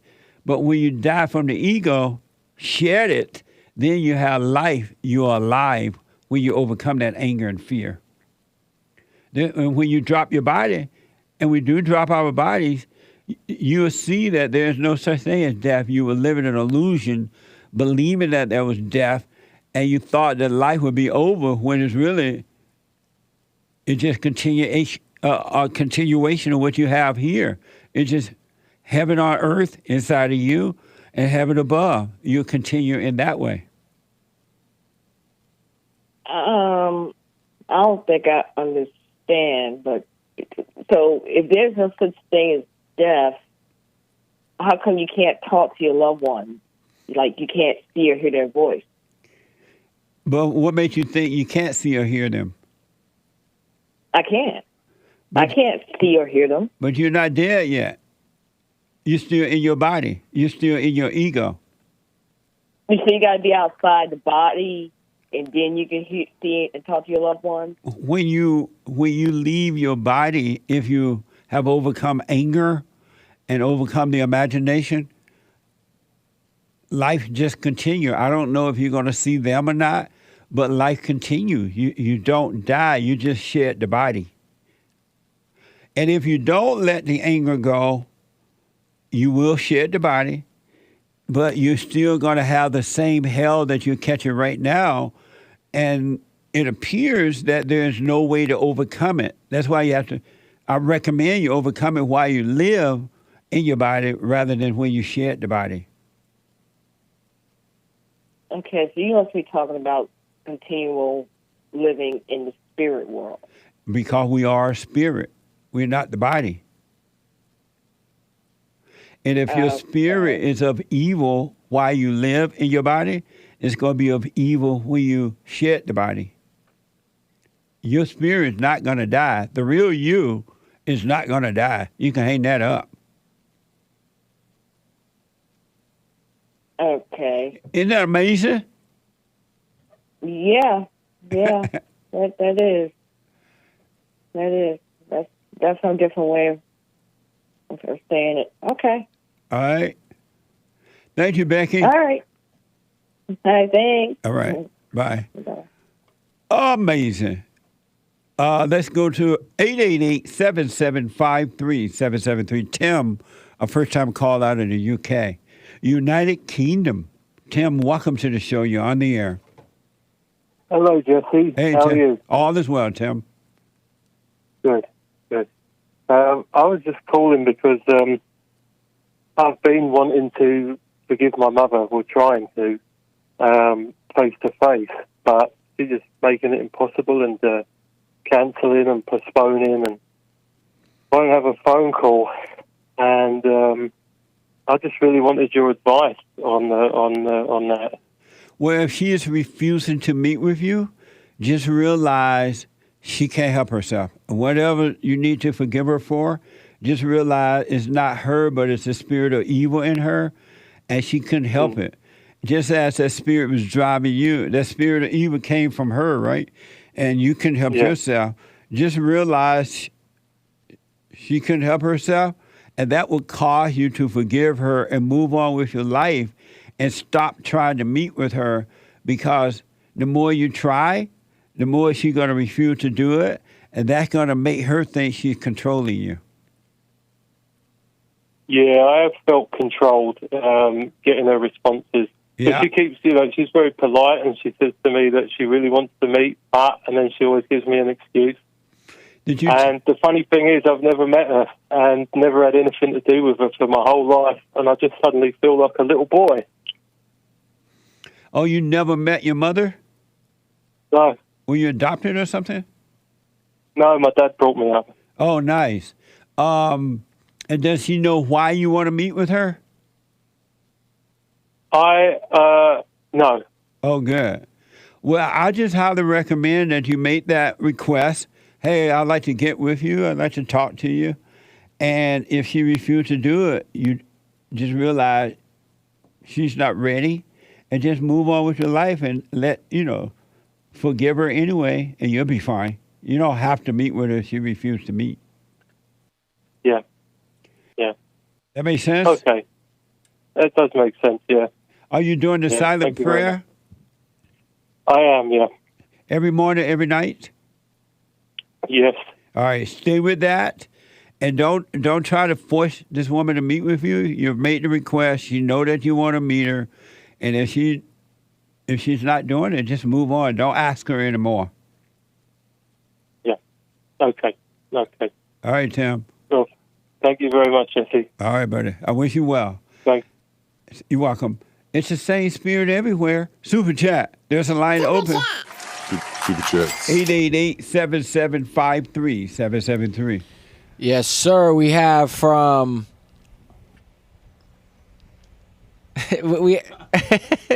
we have names coming in. That's what we're laughing at. I was just saying that he just walked. But Nice. from Mr. J bought a coffee. Sandy said, "Whoever said Hassan's little show sucked needs to go forgive their mama." Keep up the good work, Hassan. The show, in one word, wow. Thank you, Mr. J. I appreciate that. And amazing. It was an amazing show. Both times, last week and this week. It was totally Hassan. Amazing. Thank you. Star Sion bought a coffee. The men be jealous just like the women now. Beta. Yeah, I never imagined that one day the men would be jealous and envious and strife and gossip and carrying on like women. It wasn't like that when I was growing up. The roles are switches. As a matter of fact, Sion, I saw it on the Tucker Carlson show where men are now taking the last name of the woman rather than the woman taking the last name of the man. And the man, this particular man said, "Oh, if you love your woman, you'll do that." I'm like, that man is going to be in hell. What the? Once he married that woman, it's going to be misery for him. The roles are totally changing because they're not overcoming their mother's identity. They are enhancing it, thinking that it's their own. What a mess. Thank you, Sion. That is terrible. Yeah. Gen C bought 20 coffees. Count them. BuyMeACoffee.com/JLP Talk. Saying, shout out to Rochelle for the snack basket. I know, that was nice. Let's see that. Amazing. Happy Men's History Month. Happy Men's History Month. August is Men's History Month. Thank you, Rochelle. Thank you, It was very nice. A lot of nice things in it, too. Thank you. And thank you, Gen C, for the generous coffees. Yeah, thank you. Alpha Delta Alpha bought a coffee. Happy Men's History Month. How do you find your calling in life? He asks. How do you find how does anyone or me personally? The general you, I assume. Oh, okay. By not looking for it. All right.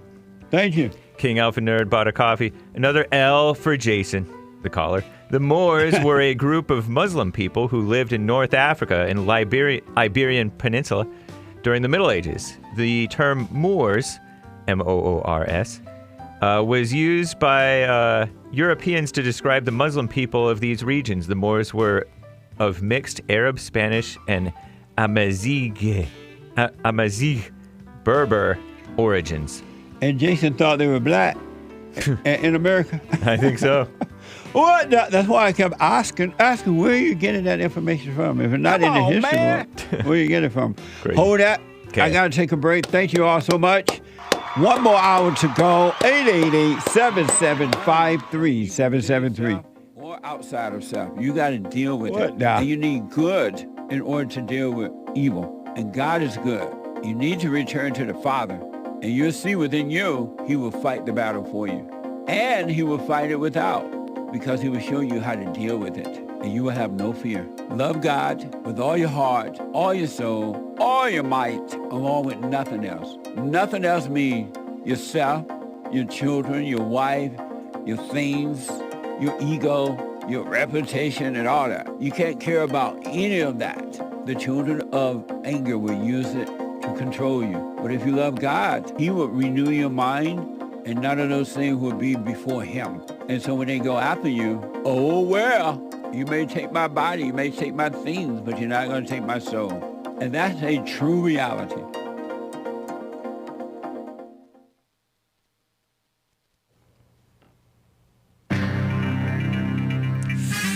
Russia versus Ukrainian drones, or are they Ukrainian? Are they some other country that's giving them war welfare?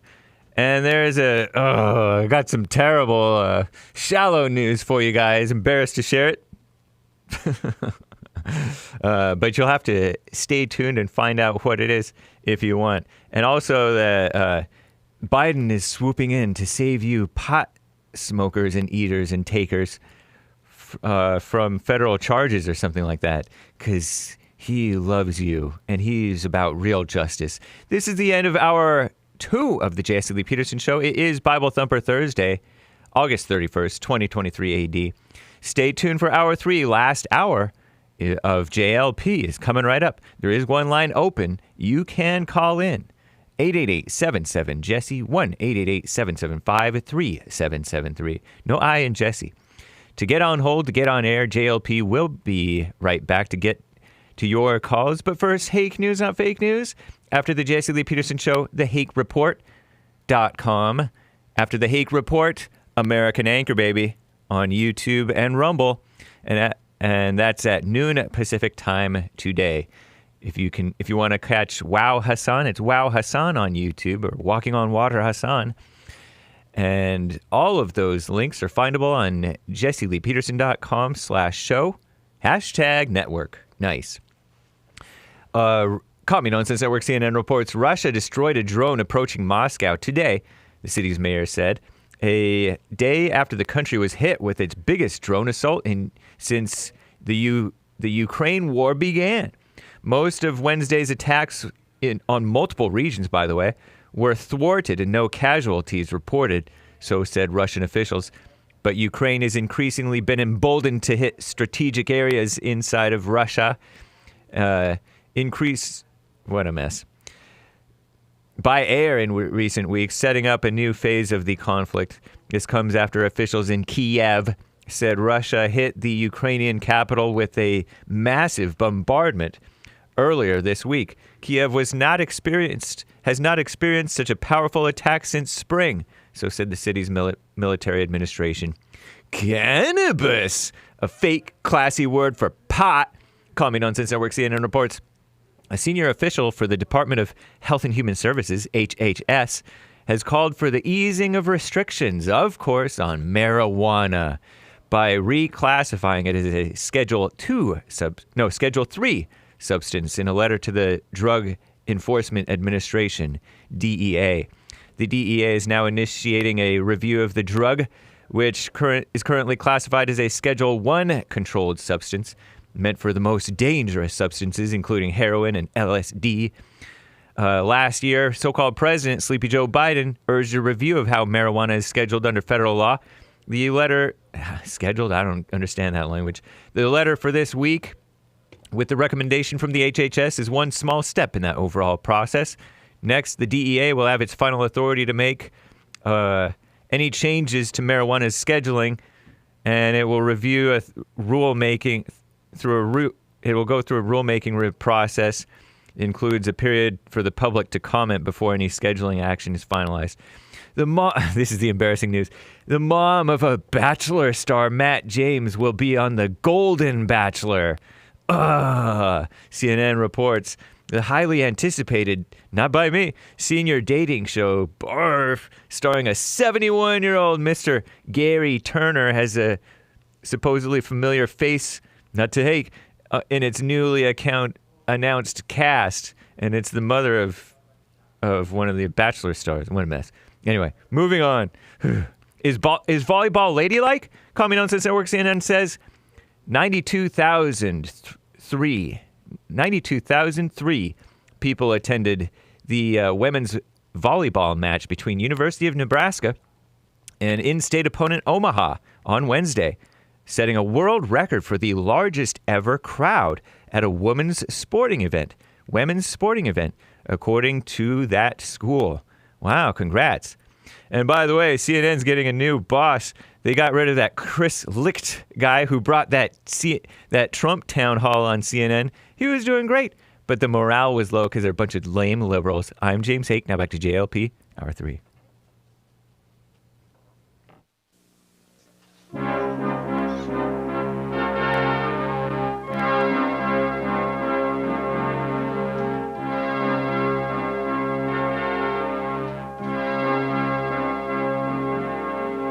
Somewhere in the world today, men have got to stand up strong, face the truth about themselves, to understand what went wrong. I know we can find a way. I know we can find a way. I know we can find a way to stand up. Stand up. Stand up.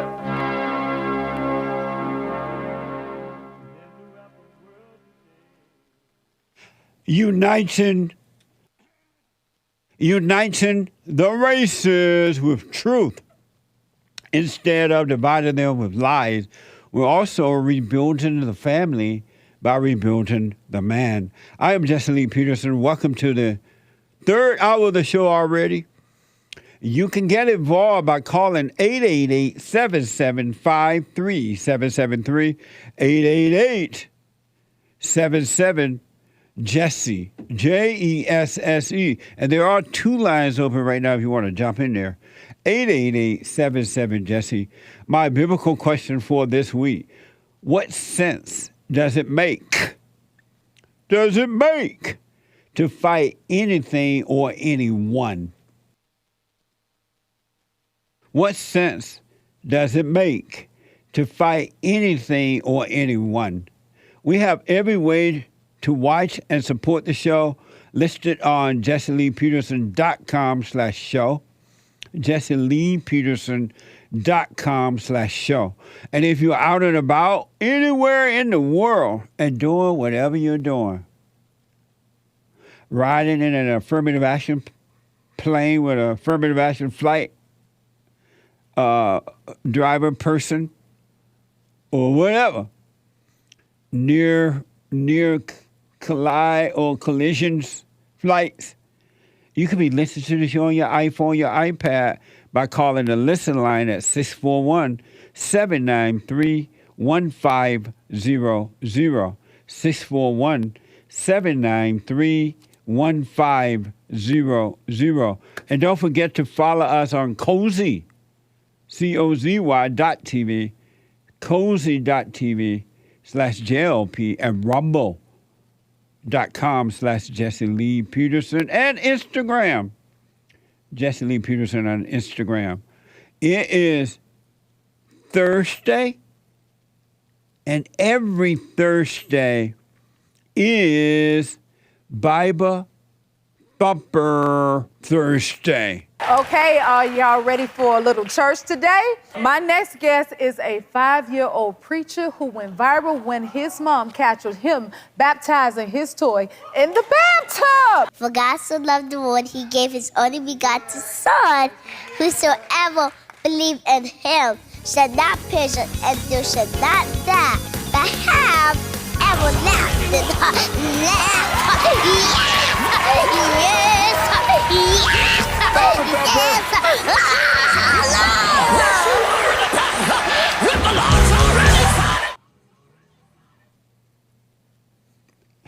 What a mess. What a mess.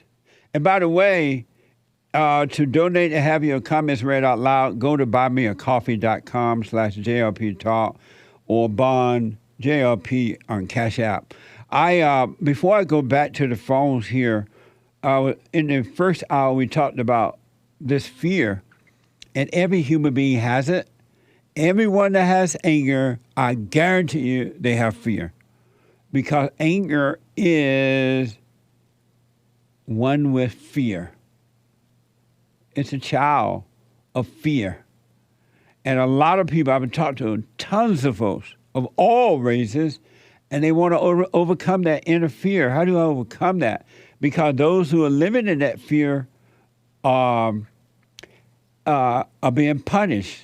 Fear has to do with punishment. fear is evil. And whomever has fear has not been perfected in love. We need love.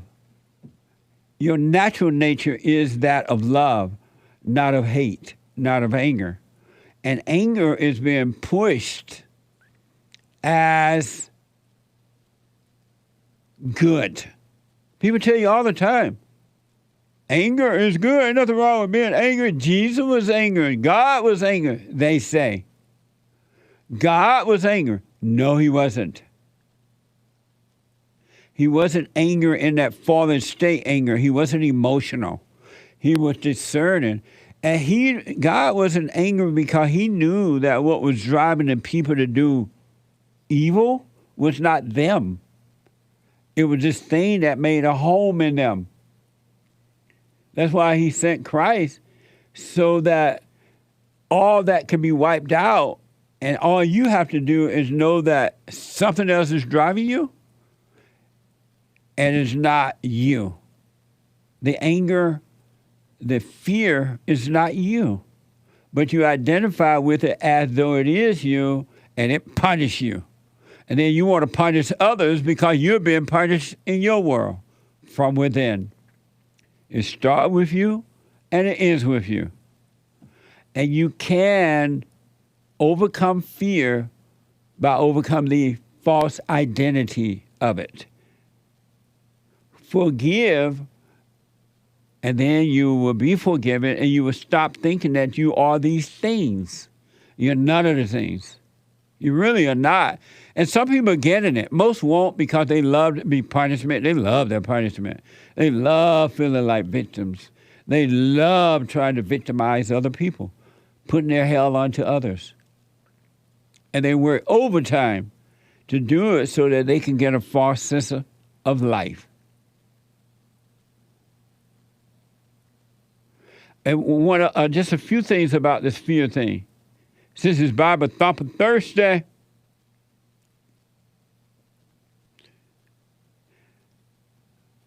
and I've said over and over again, just be aware of the fear. Don't deny that you have it. Denying that you have it is not being aware that you have it, right? And if you're not aware of it, you're not going to overcome it. The awareness of it is the light shining on it, and it'll get rid of it. Admit to yourself, you don't have to tell the world if you don't want to, that you do have the fear. Look at the fear inside of you. And it's not anyone else's fault as an adult.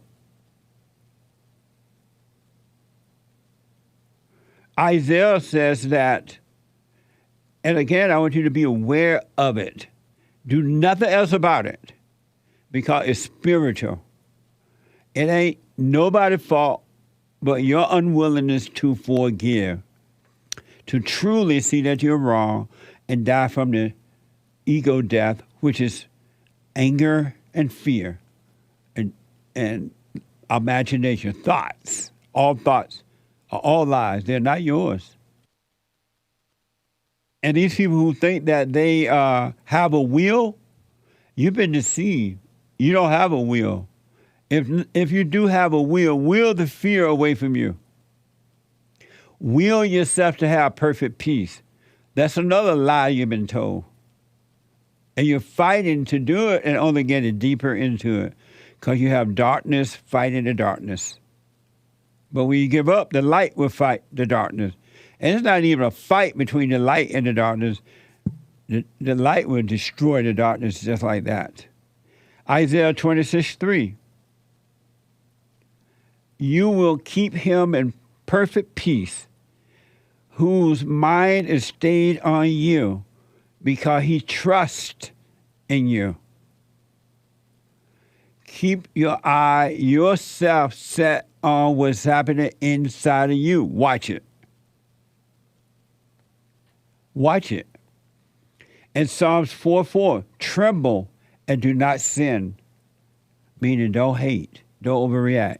Tremble and do not sin when you're on your bed. Search your heart and be silent. Let go. You can't change it. You've been trying all your life. Like I was talking to the caller earlier. He's been fighting all his life, and he's still looking on the outside. Has 6 children, according to him. His wife took them all except one, turned them against him. She falsely accused him. Now the people think what she said about him is true. And he think finding a good woman going to do that. No such thing, by the way. And if he found a good woman who has overcome evil, she's not going to be able to change him or his situation. It's in you, and it's up to you.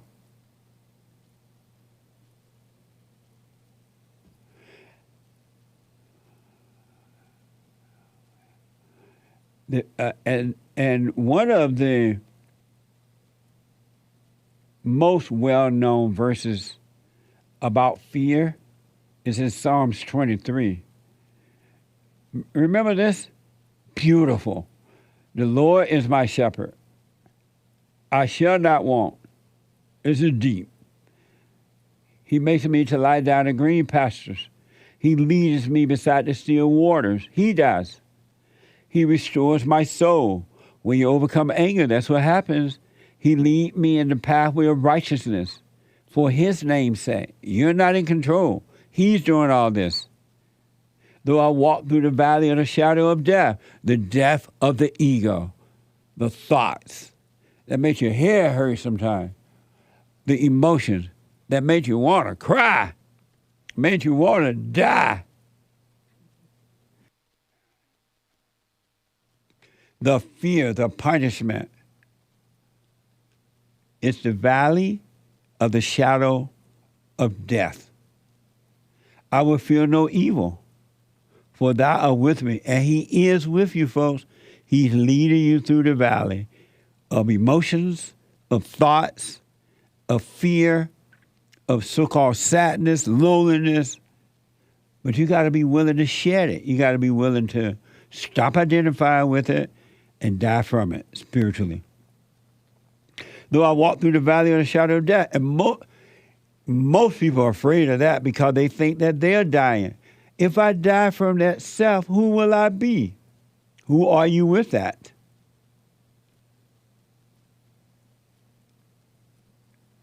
Who are you holding on to the valley of the shadow of death, holding on to the ego?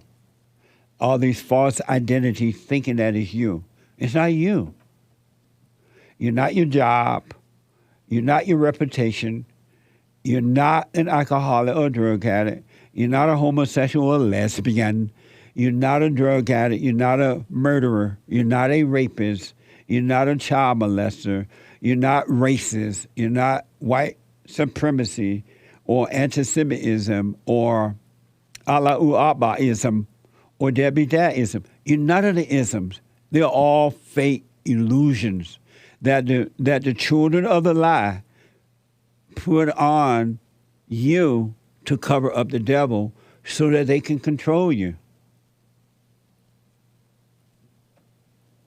So that they control you. I was looking at this debate last night, and it was 3 Jewish people, and they were talking about, and again, I caught it near the end, so I didn't get the whole thing, but they were talking about how the Anti-Defamational League, I think that's what they call. You ever heard of that, Hassan? The ADL. Yeah, what is this? Anti-Defamation League. That sounds about right. Something like that. We might need Hake for confirmation. Yeah, but they were saying something like that those people have used fear so much on the Jews, making them think that everybody's after them. Something like that. I don't have the conversation exactly where it went, so forgive me for that. I have to rewatch it. Anti-Defamational League. So you were right, Hassan, according to Hake. They have put so much fear in the Jews that the Jews think everybody after them now. And the reason for these people doing it is for money. They raise a lot of money using fear. They raise a lot of money using fear. They throw out those words like hate crime and this and that, and the people are afraid. They dish out the money. That's what the so-called black civil rights people do with their little movement. Racism. It's racist. It's slavery. We got to represent you. And they take your money because now you are afraid. They use fear to raise money to control you for their own personal gain, power and fake wealth. Perceived power and wealth. It's all about that. And when you're afraid, you overreact. Though I walk through the valley of the shadow of death, I will fear no evil, for thou art with me. Thy rod and thy staff, they comfort me. Isn't that amazing? You can overcome fear. It is an illusion. It's in the, when you get these thoughts and you believe those thoughts, you fall into fear, emotions. You can be free or you can live in your hell. 888-7753-773. Let me go to Joe. There is a line open, folks. Let me go to Joe out of Phoenix, Arizona. Joe, welcome to the show. You're on the air. Good morning, Jesse. Hey, Joe. All right, so you ask a lot, what's wrong with the blacks, right? What's wrong with the blacks? It's the matriarchy that is in control of the poor black segment of the black community. If I asked you, or most black people, most people, period, who is Oprah, or who is Beyonce, or who is Cardi B, those names would be known, yeah? Yeah. But if I ask you, who is Richard Parsons, or who is Stanley O'Neill, or who is Kim Chanel, those names won't be known, correct? 100% no. I don't even know who they That's are. the problem right there. That needs to flip. You are at... Go ahead. I'm sorry, what? Go ahead. No, finish your point.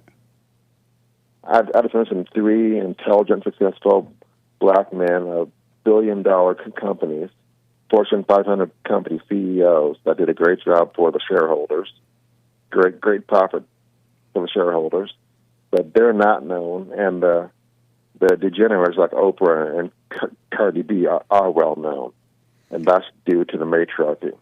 Well, now, you're right in that the primary problem with the blacks is that they'll be influenced by the woman instead of the father, the mother instead of the father, so they have the mother nature and they're just out of control and not by the father. And that's why they're angry and acting now, and these women wearing these little skimpy clothes-like things and all this mess is because they're angry and they're yearning for the father.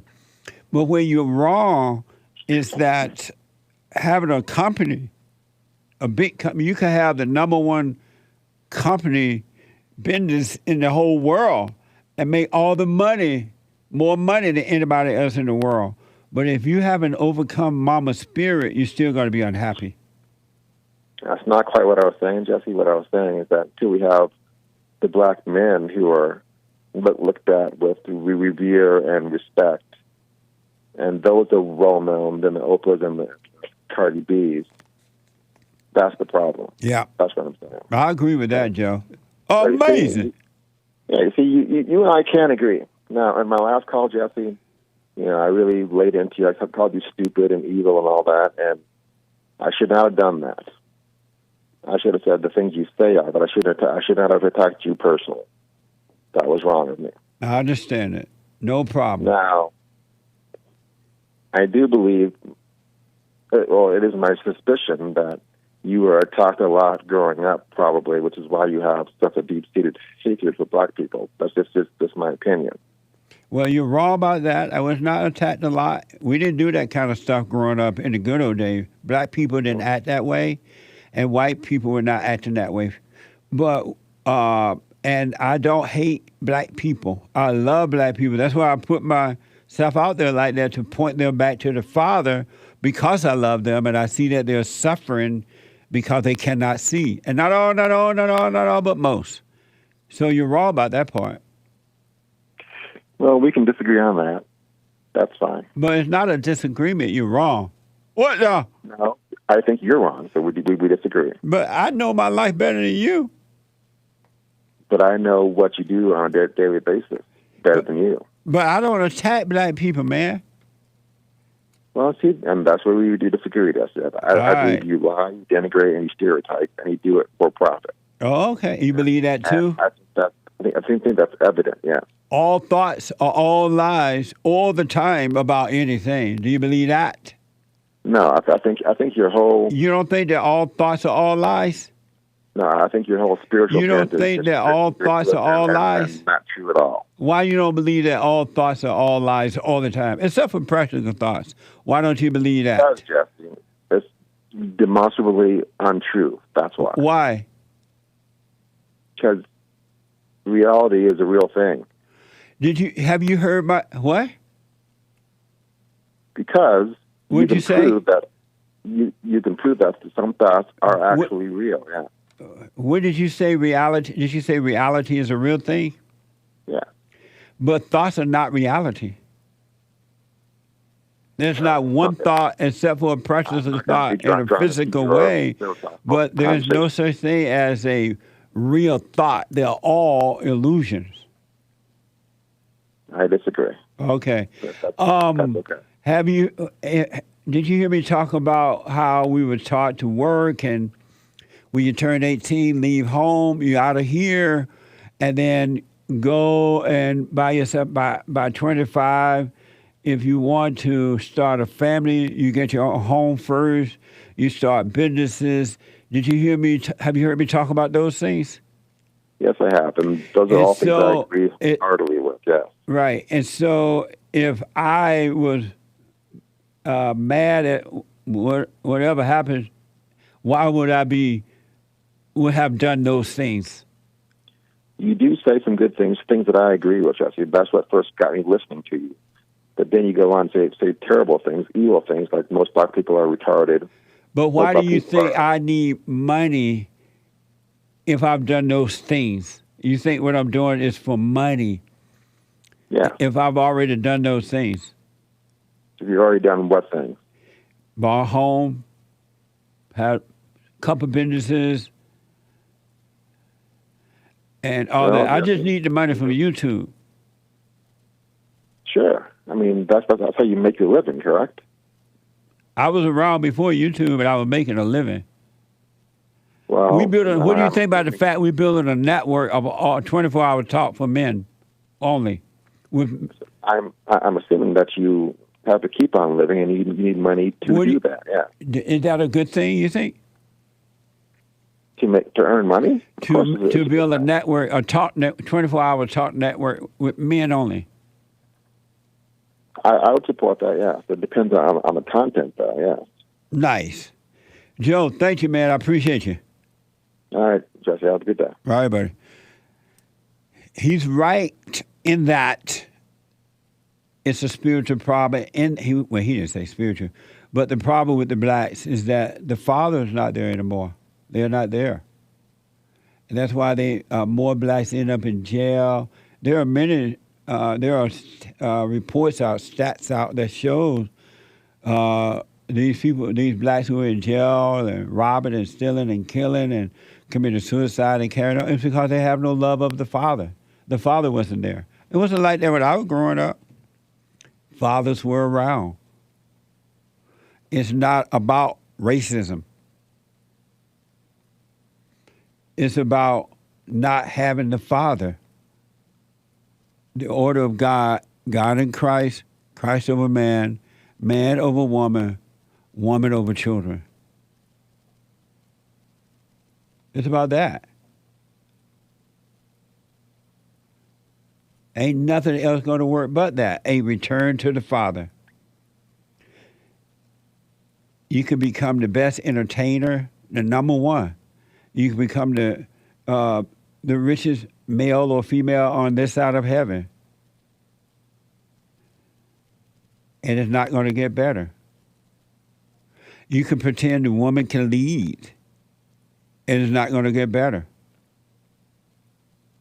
Because men were ordained to lead, not women. Sarah called, I believe her name was Sarah, a school teacher. And we were talking about the school. I mentioned the schools yesterday. And I don't blame, yes, the schools are wrong because their hearts are wicked for doing what they're doing. But you can't blame the school for what they're doing to the children because the parents don't love the children. Mothers do not love their children today. And they send the children off to go out so that they can go out and get their ego fulfillment. We talked about that yesterday. Revolver is reporting that a school in Colorado booted a young Jaden from class because he was carrying a Gadsden flag. And a Gadsden flag, well, you'll see what that is. He was carrying a Gadsden flag. School officials argued that the patch is connected to slavery. Watch this compilation. Video coming out of Colorado Springs that's getting national attention this morning and sparking outrage amongst parents and some community members. A lot of people talking about this thing. This boy was kicked out of class at the Vanguard School on Monday down in the Springs for having a Gadsden flag patch. So what is this and why do people wear it? This right here is a rattlesnake native to North America. This symbolizes us, the people. And for the people who use this flag, the snake symbolizes them. A rattlesnake will leave you alone if you leave it alone. It was actually politicized by Benjamin Franklin. And after he came up with the idea for the rattlesnake, Colonel Gadsden designed this flag. And the non-camo version looks like this. For some, it's a symbol of small government, but for almost everybody who wears this flag, it is a symbol of freedom against tyranny. So the reason that they do not want the flag, the reason we do not want the flag displayed is due to its origins with slavery and slave trade. I asked if can he just take his stuff out of his bag and go back to class. Like I just want him to go back to class.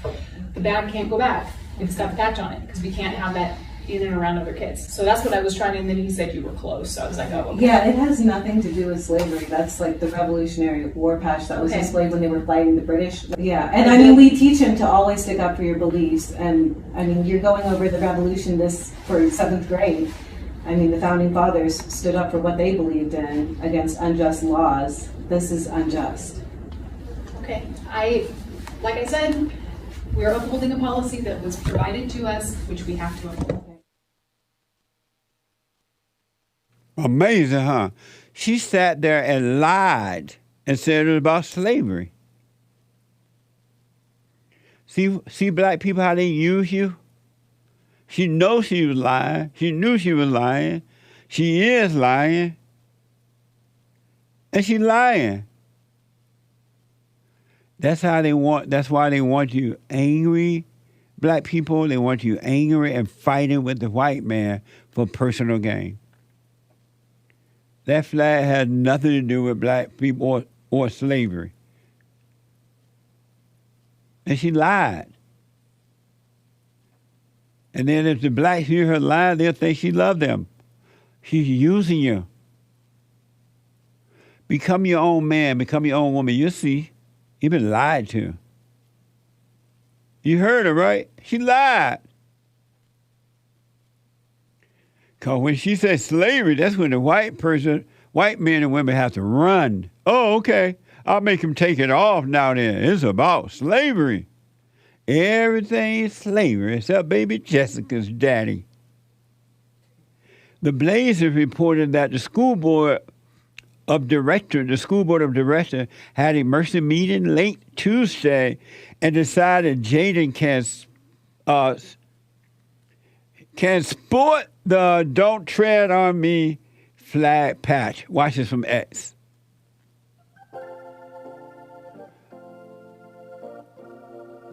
Is that a break? Right after this break, when I come back, your super chats and your phone call, the treasure chest is now open on D-Live. Back in a moment.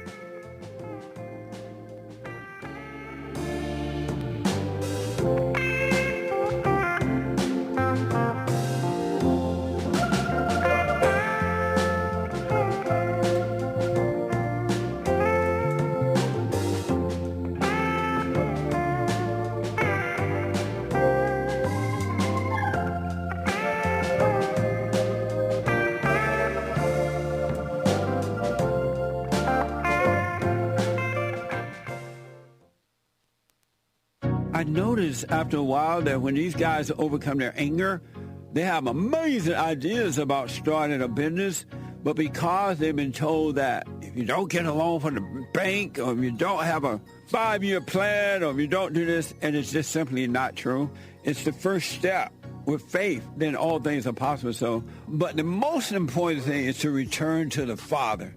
That yearning that you have, that emptiness, that void, is not for more stuff. It's not for more friends. It is a return to the Father, because there's no way you can return to God and be angry at your earthly father. So thank you all so much, right? People around the world donated to Bond at rebuildingtheman.com, or they call 800-411-2663, and we're still committed to pointing the right way for men and women to return to the Father.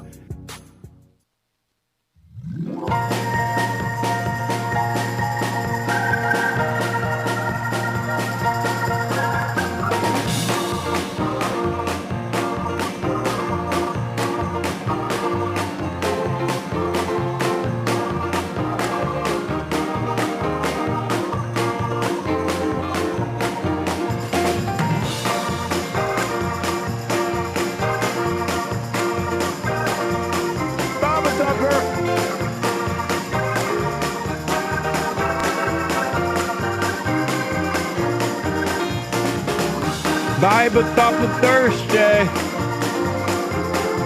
What a mess. A couple quick announcements here. The Hake report is coming up at the top of this hour. The Hake, Hake, report.com from 9 to 11. And then at 12 noon, the American Anchor Baby. The American Anchor Baby at 12 noon. All right? And if you didn't catch Wow HASSAN, W-O-W, Wow HASSAN, yesterday, he's here every Wednesday at 11 a.m. Podcast. It was amazing. He interviewed his mama. It was 90 going north. What the? In a real hurry. That hour went by like it was 30 minutes or less. Wow, W-O-W, HASSAN with 2 S's. And tomorrow, if the Lord is willing and the creek don't rise, a brand new episode of the FallenState.tv. Very interesting discussion with Judge Joe Brown. He is a former lawyer, judge, and TV personality who is currently running for mayor of Memphis, Tennessee. Watch this. Next time on The Fallen State. By the time I got 15 or so, I'd seen people stabbed, people shot. It was like being in a war zone. How did you manage to survive all that? How well you meet that danger with courage, that's what determines what kind of person you are. The biggest threat you have right now is the rainbow religion. What is the solution to all this mess? Being brave and courageous, it's up to us. Nobody's gonna do it for us. Amazing. Tomorrow, the FallenState.tv. You don't want to miss it. And to donate and have your comments read out loud, go to buymeacoffee.com/JLP Talk. What I want to do is just finish up this thing about Don't Tread on Me flag. This woman, according to the report, she threw Jaden out of the classroom, took him out from the classroom because he had on the Don't Tread on Me thing. And she's sitting there lying, saying that, it's slavery. How you going to call the Don't Tread on Me slavery? How you going to lie? What the? And here's this is from the Blaze. The school board of directors had an emergency meeting on Tuesday and decided Jaden can sport the Don't Tread on Me flag patch. Watch this from X. Would you rather have friends but live under a tyrannical system, or stand up for yourself and your rights, but maybe lose a few friends? I mean, I sat at lunch alone today, which is weird. Like, my friends didn't like me. So, yeah, you will lose friends, maybe, but however, you're standing up for your right and vouching for them. Because if no one stands up for your God-given right, then they just fade away. When I walk in the hallways, I kind of feel sad because there's kids that can wear pride pins, and like the school doesn't say a word. A Gadsden flag is so-called a hate symbol. The reason that they do not want the flag due to its origins with slavery and slave trade. I don't have the First Amendment. They don't give me it. That angers me. Wow, somebody raising that boy right. What the? Good for Jaden. Right on. And that woman lied. It had nothing to do with slavery at all, folks. Zero. But they'll use the blacks for that reason. You can wear the flag pin, but don't tread on me. They want to erase history, real history. This is why you don't want women in charge. They were not created to be in charge. They were created to follow. When women are in charge, you get that and you get this. Watch this from Hot Air. Cities are in decline, but the mayor of Madison, Wisconsin, Satya Conway, begged to differ. Watch this from X. So I would suggest that anybody thinks that this country is in decline, come to cities. Because Democratic mayors all across the nation are creating great places where people want to be, where growth is happening, and where our economy is growing. Look how she's lying to you with a straight face. The cities are hell and everybody knows it. If you doubt me, are these the cities she's talking about? Watch this from The Blaze. Viral video captured moments thieves executed a spree of theft from vehicles in San Francisco. Watch this from X.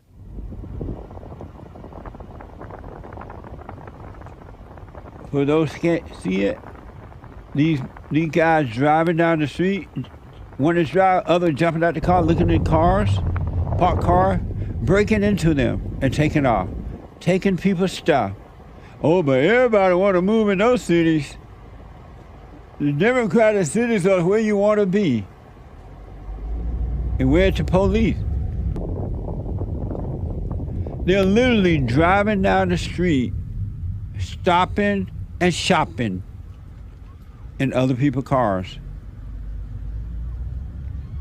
And the car they're driving is a nice car. It's a Lexus. What the? So they're not poor. You still want women to run your town?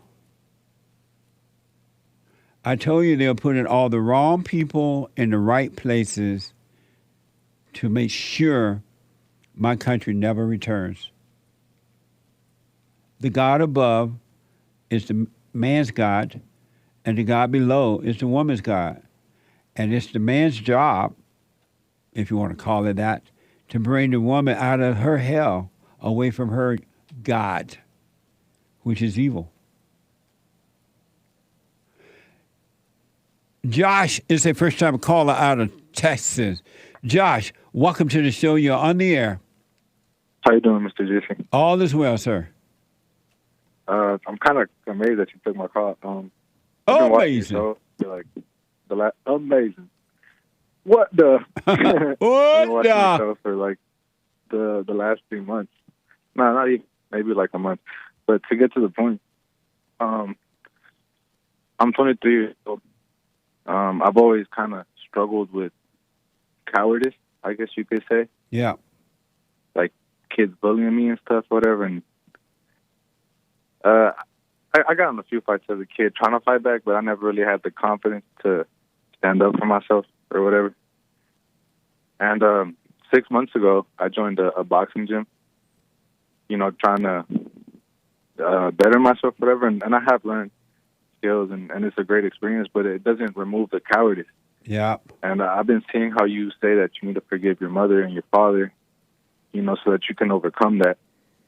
And I've wanted to, you know, I'd really like to.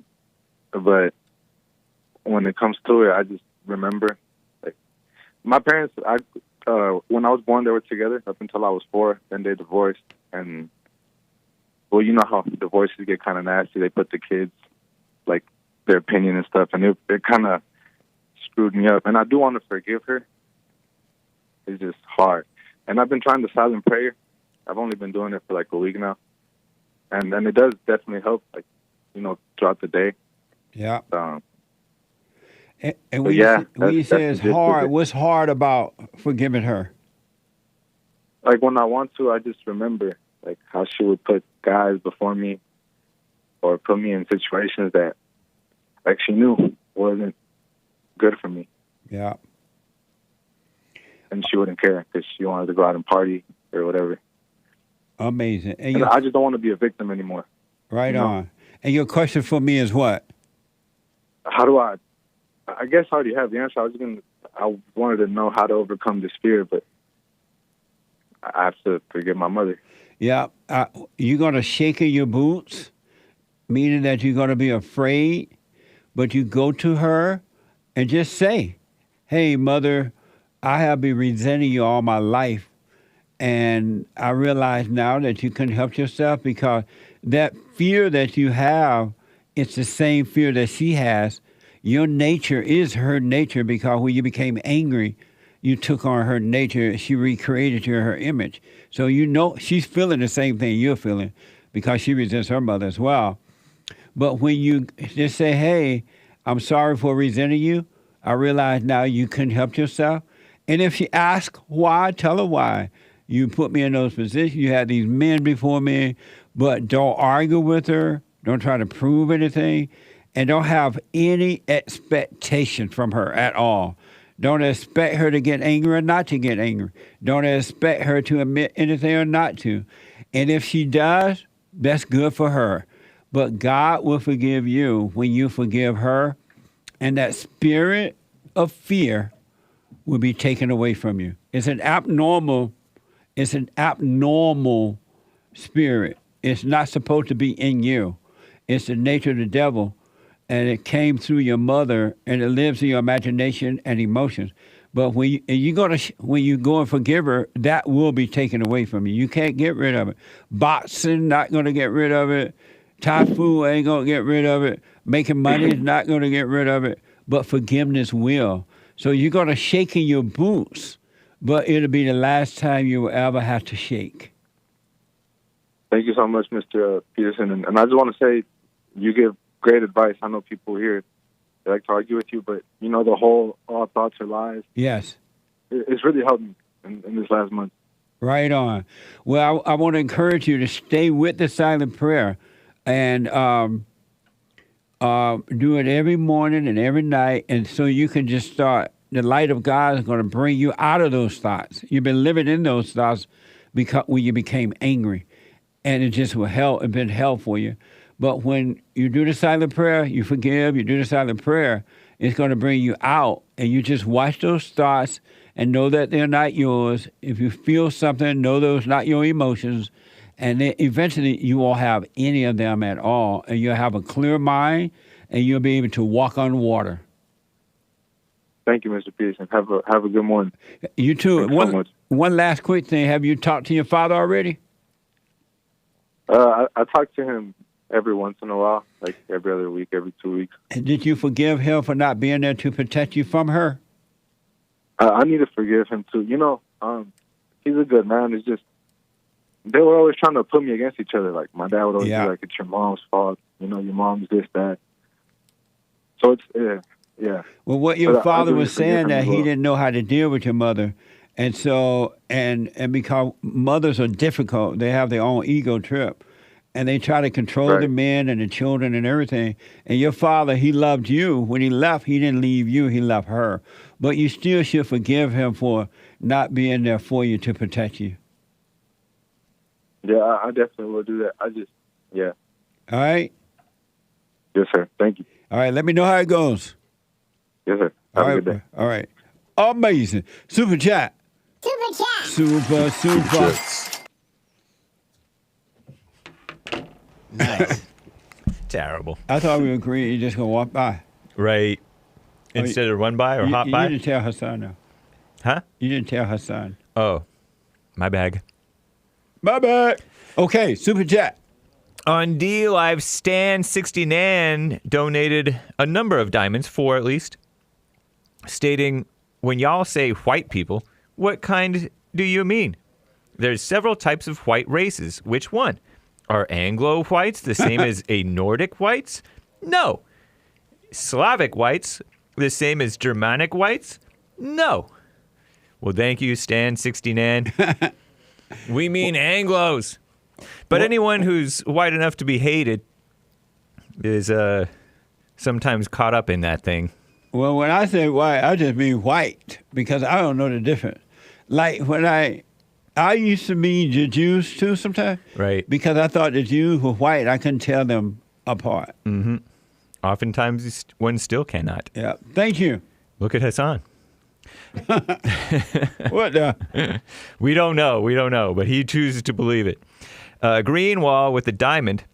Anyone who censors is complicit in evil succeeding. Amazing.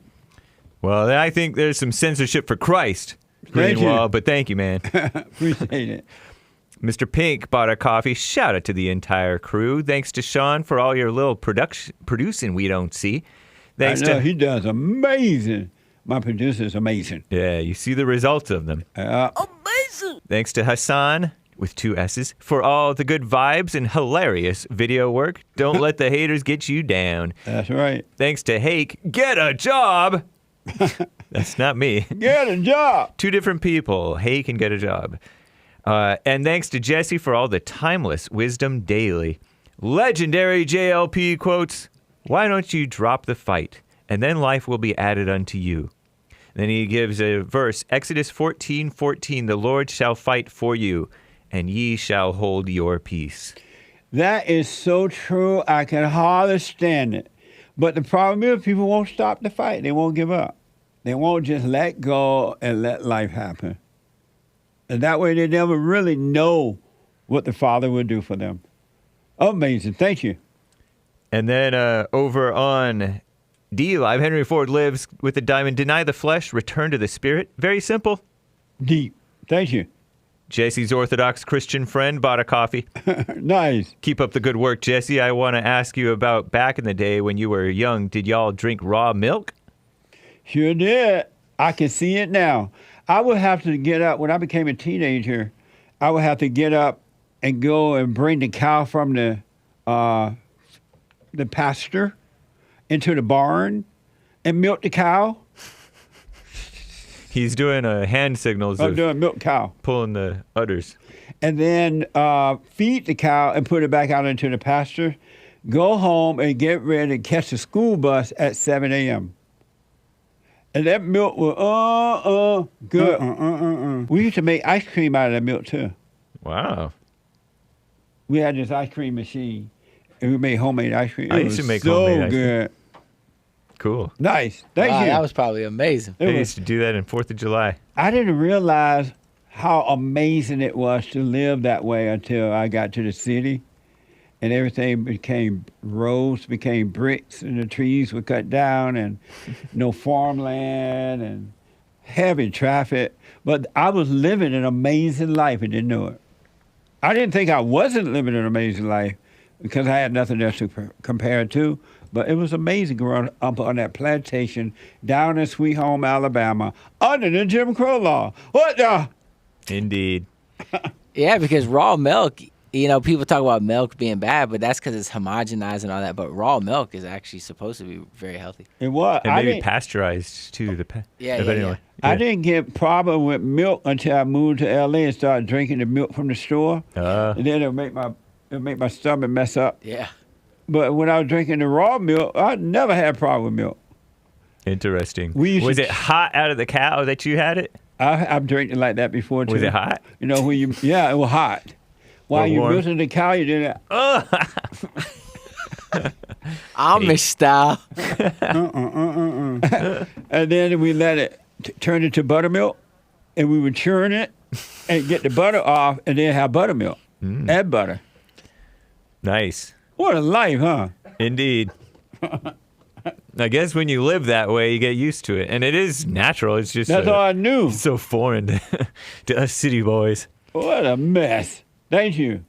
Grandpa tell me about the good old days. Riley JM bought a coffee. There was this dude I used to hang out with. He thought I was mad at him for smoking weed. I asked him if he was joking. He said no, that he thought I was mad at him. I said, no, why would I be mad at you when I had weed gummies with you about a month ago? He said, I guess that makes sense.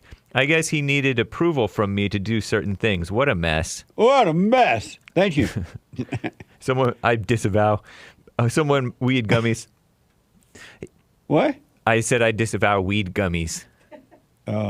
Anyway, someone bought 2 coffees. Let's move on. Uncomfortable topic. Jesse, can you speak on what exactly we are at war against?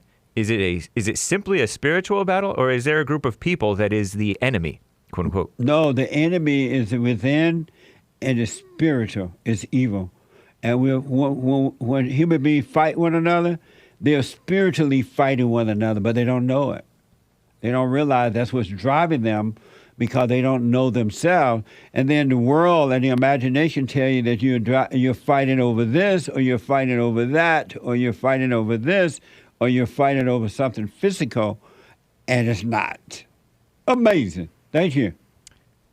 And another from Buy Me a Coffee, the Growbot Company says, why is that woman sending her kid to the school to begin with? I am not giving her a pass. Nice. In that clip, I guess. Yeah, they should keep him home. I agree. Star Sion bought a coffee. Jesse, boo. You were...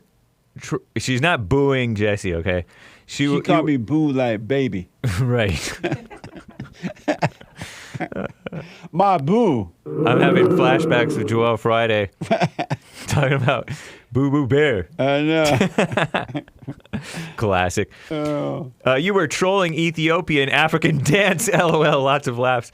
But you didn't realize you were actually really dancing the Amhara tribal dance. Mommy Africa. I'm Tigray, but I will make a clip of you dancing. You talented, Mr. Araya.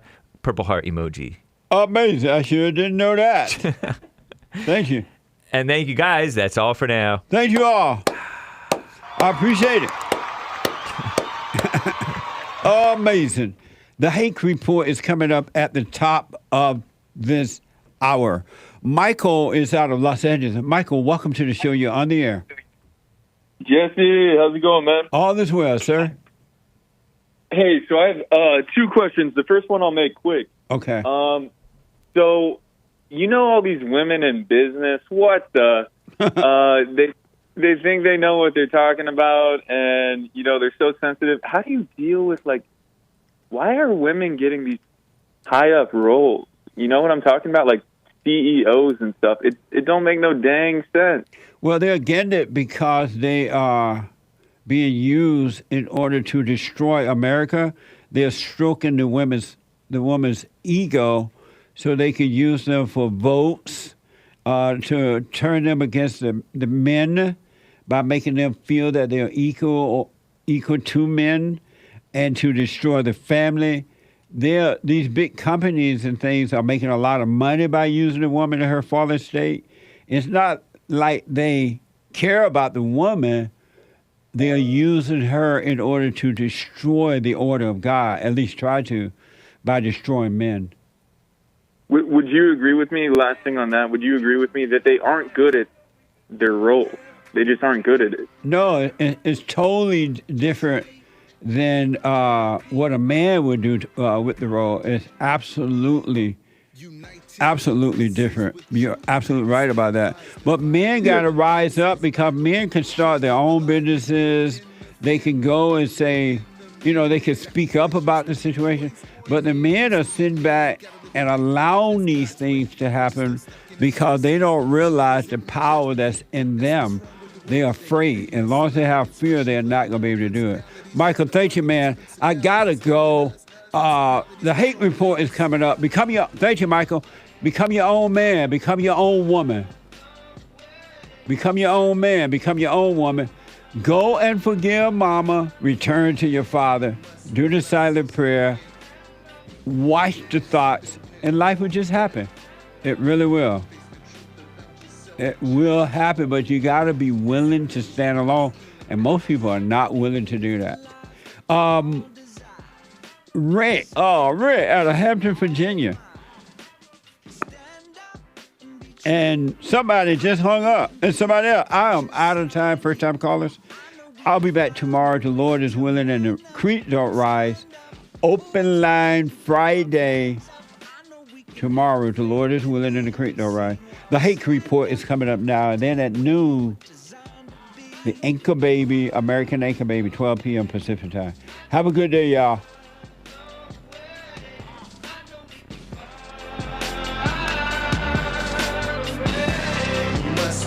So you get something went wrong, but check.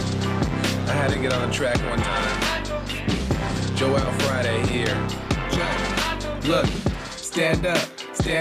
We got fighting to do. We gotta show 'em who boss. He put a Viking in you. He put that lightning in you. Igniting the truth. But you beg and blame and lie and hate and never wanna stand for the truth. So what you planning to do? You understand in the lose. You better go talk to your mama. Better stop at the drama. Better drop all the trauma. Boy, you better stand up, man up. Put your hand up and hut. Cause if we don't, then we lose. And then we gotta hear the fake news. Whoa.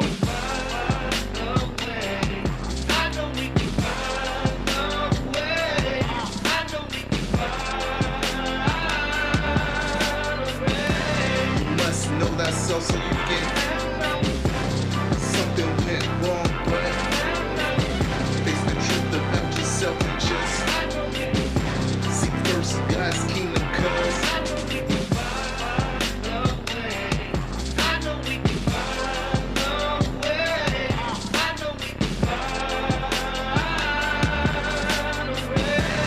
must know that so you get something went wrong, but face the truth about yourself and just seek first God's kingdom, cause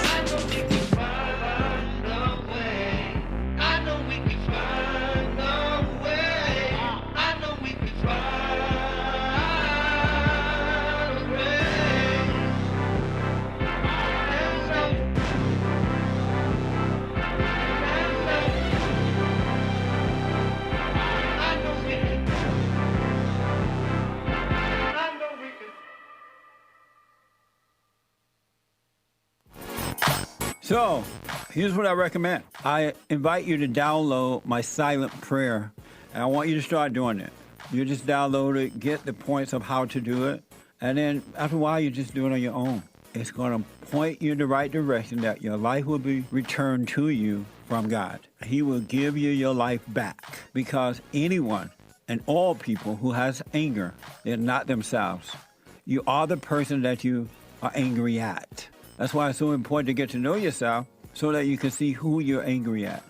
And if you're doing the hooping and hollering prayers and things like that, some people get up, oh, praise the Lord, hoop and holler, bless my mama, bless my daddy. Continue to do it. Do both. You will see if you want to stay with the hooping and hollering or do you want to be still and know God. So my gift to you, no charge, at rebuildingtheman.com/church.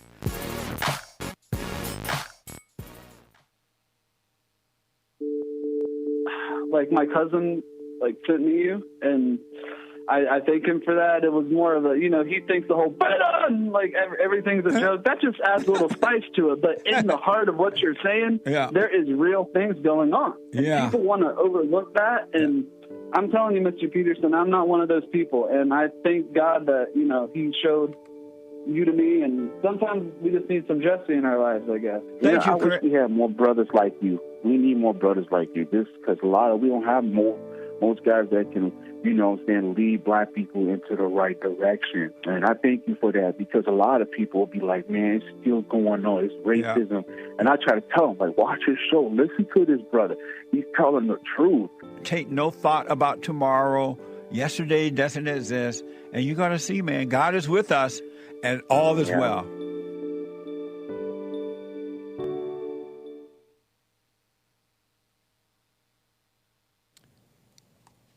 Thank you, Jesse Lee.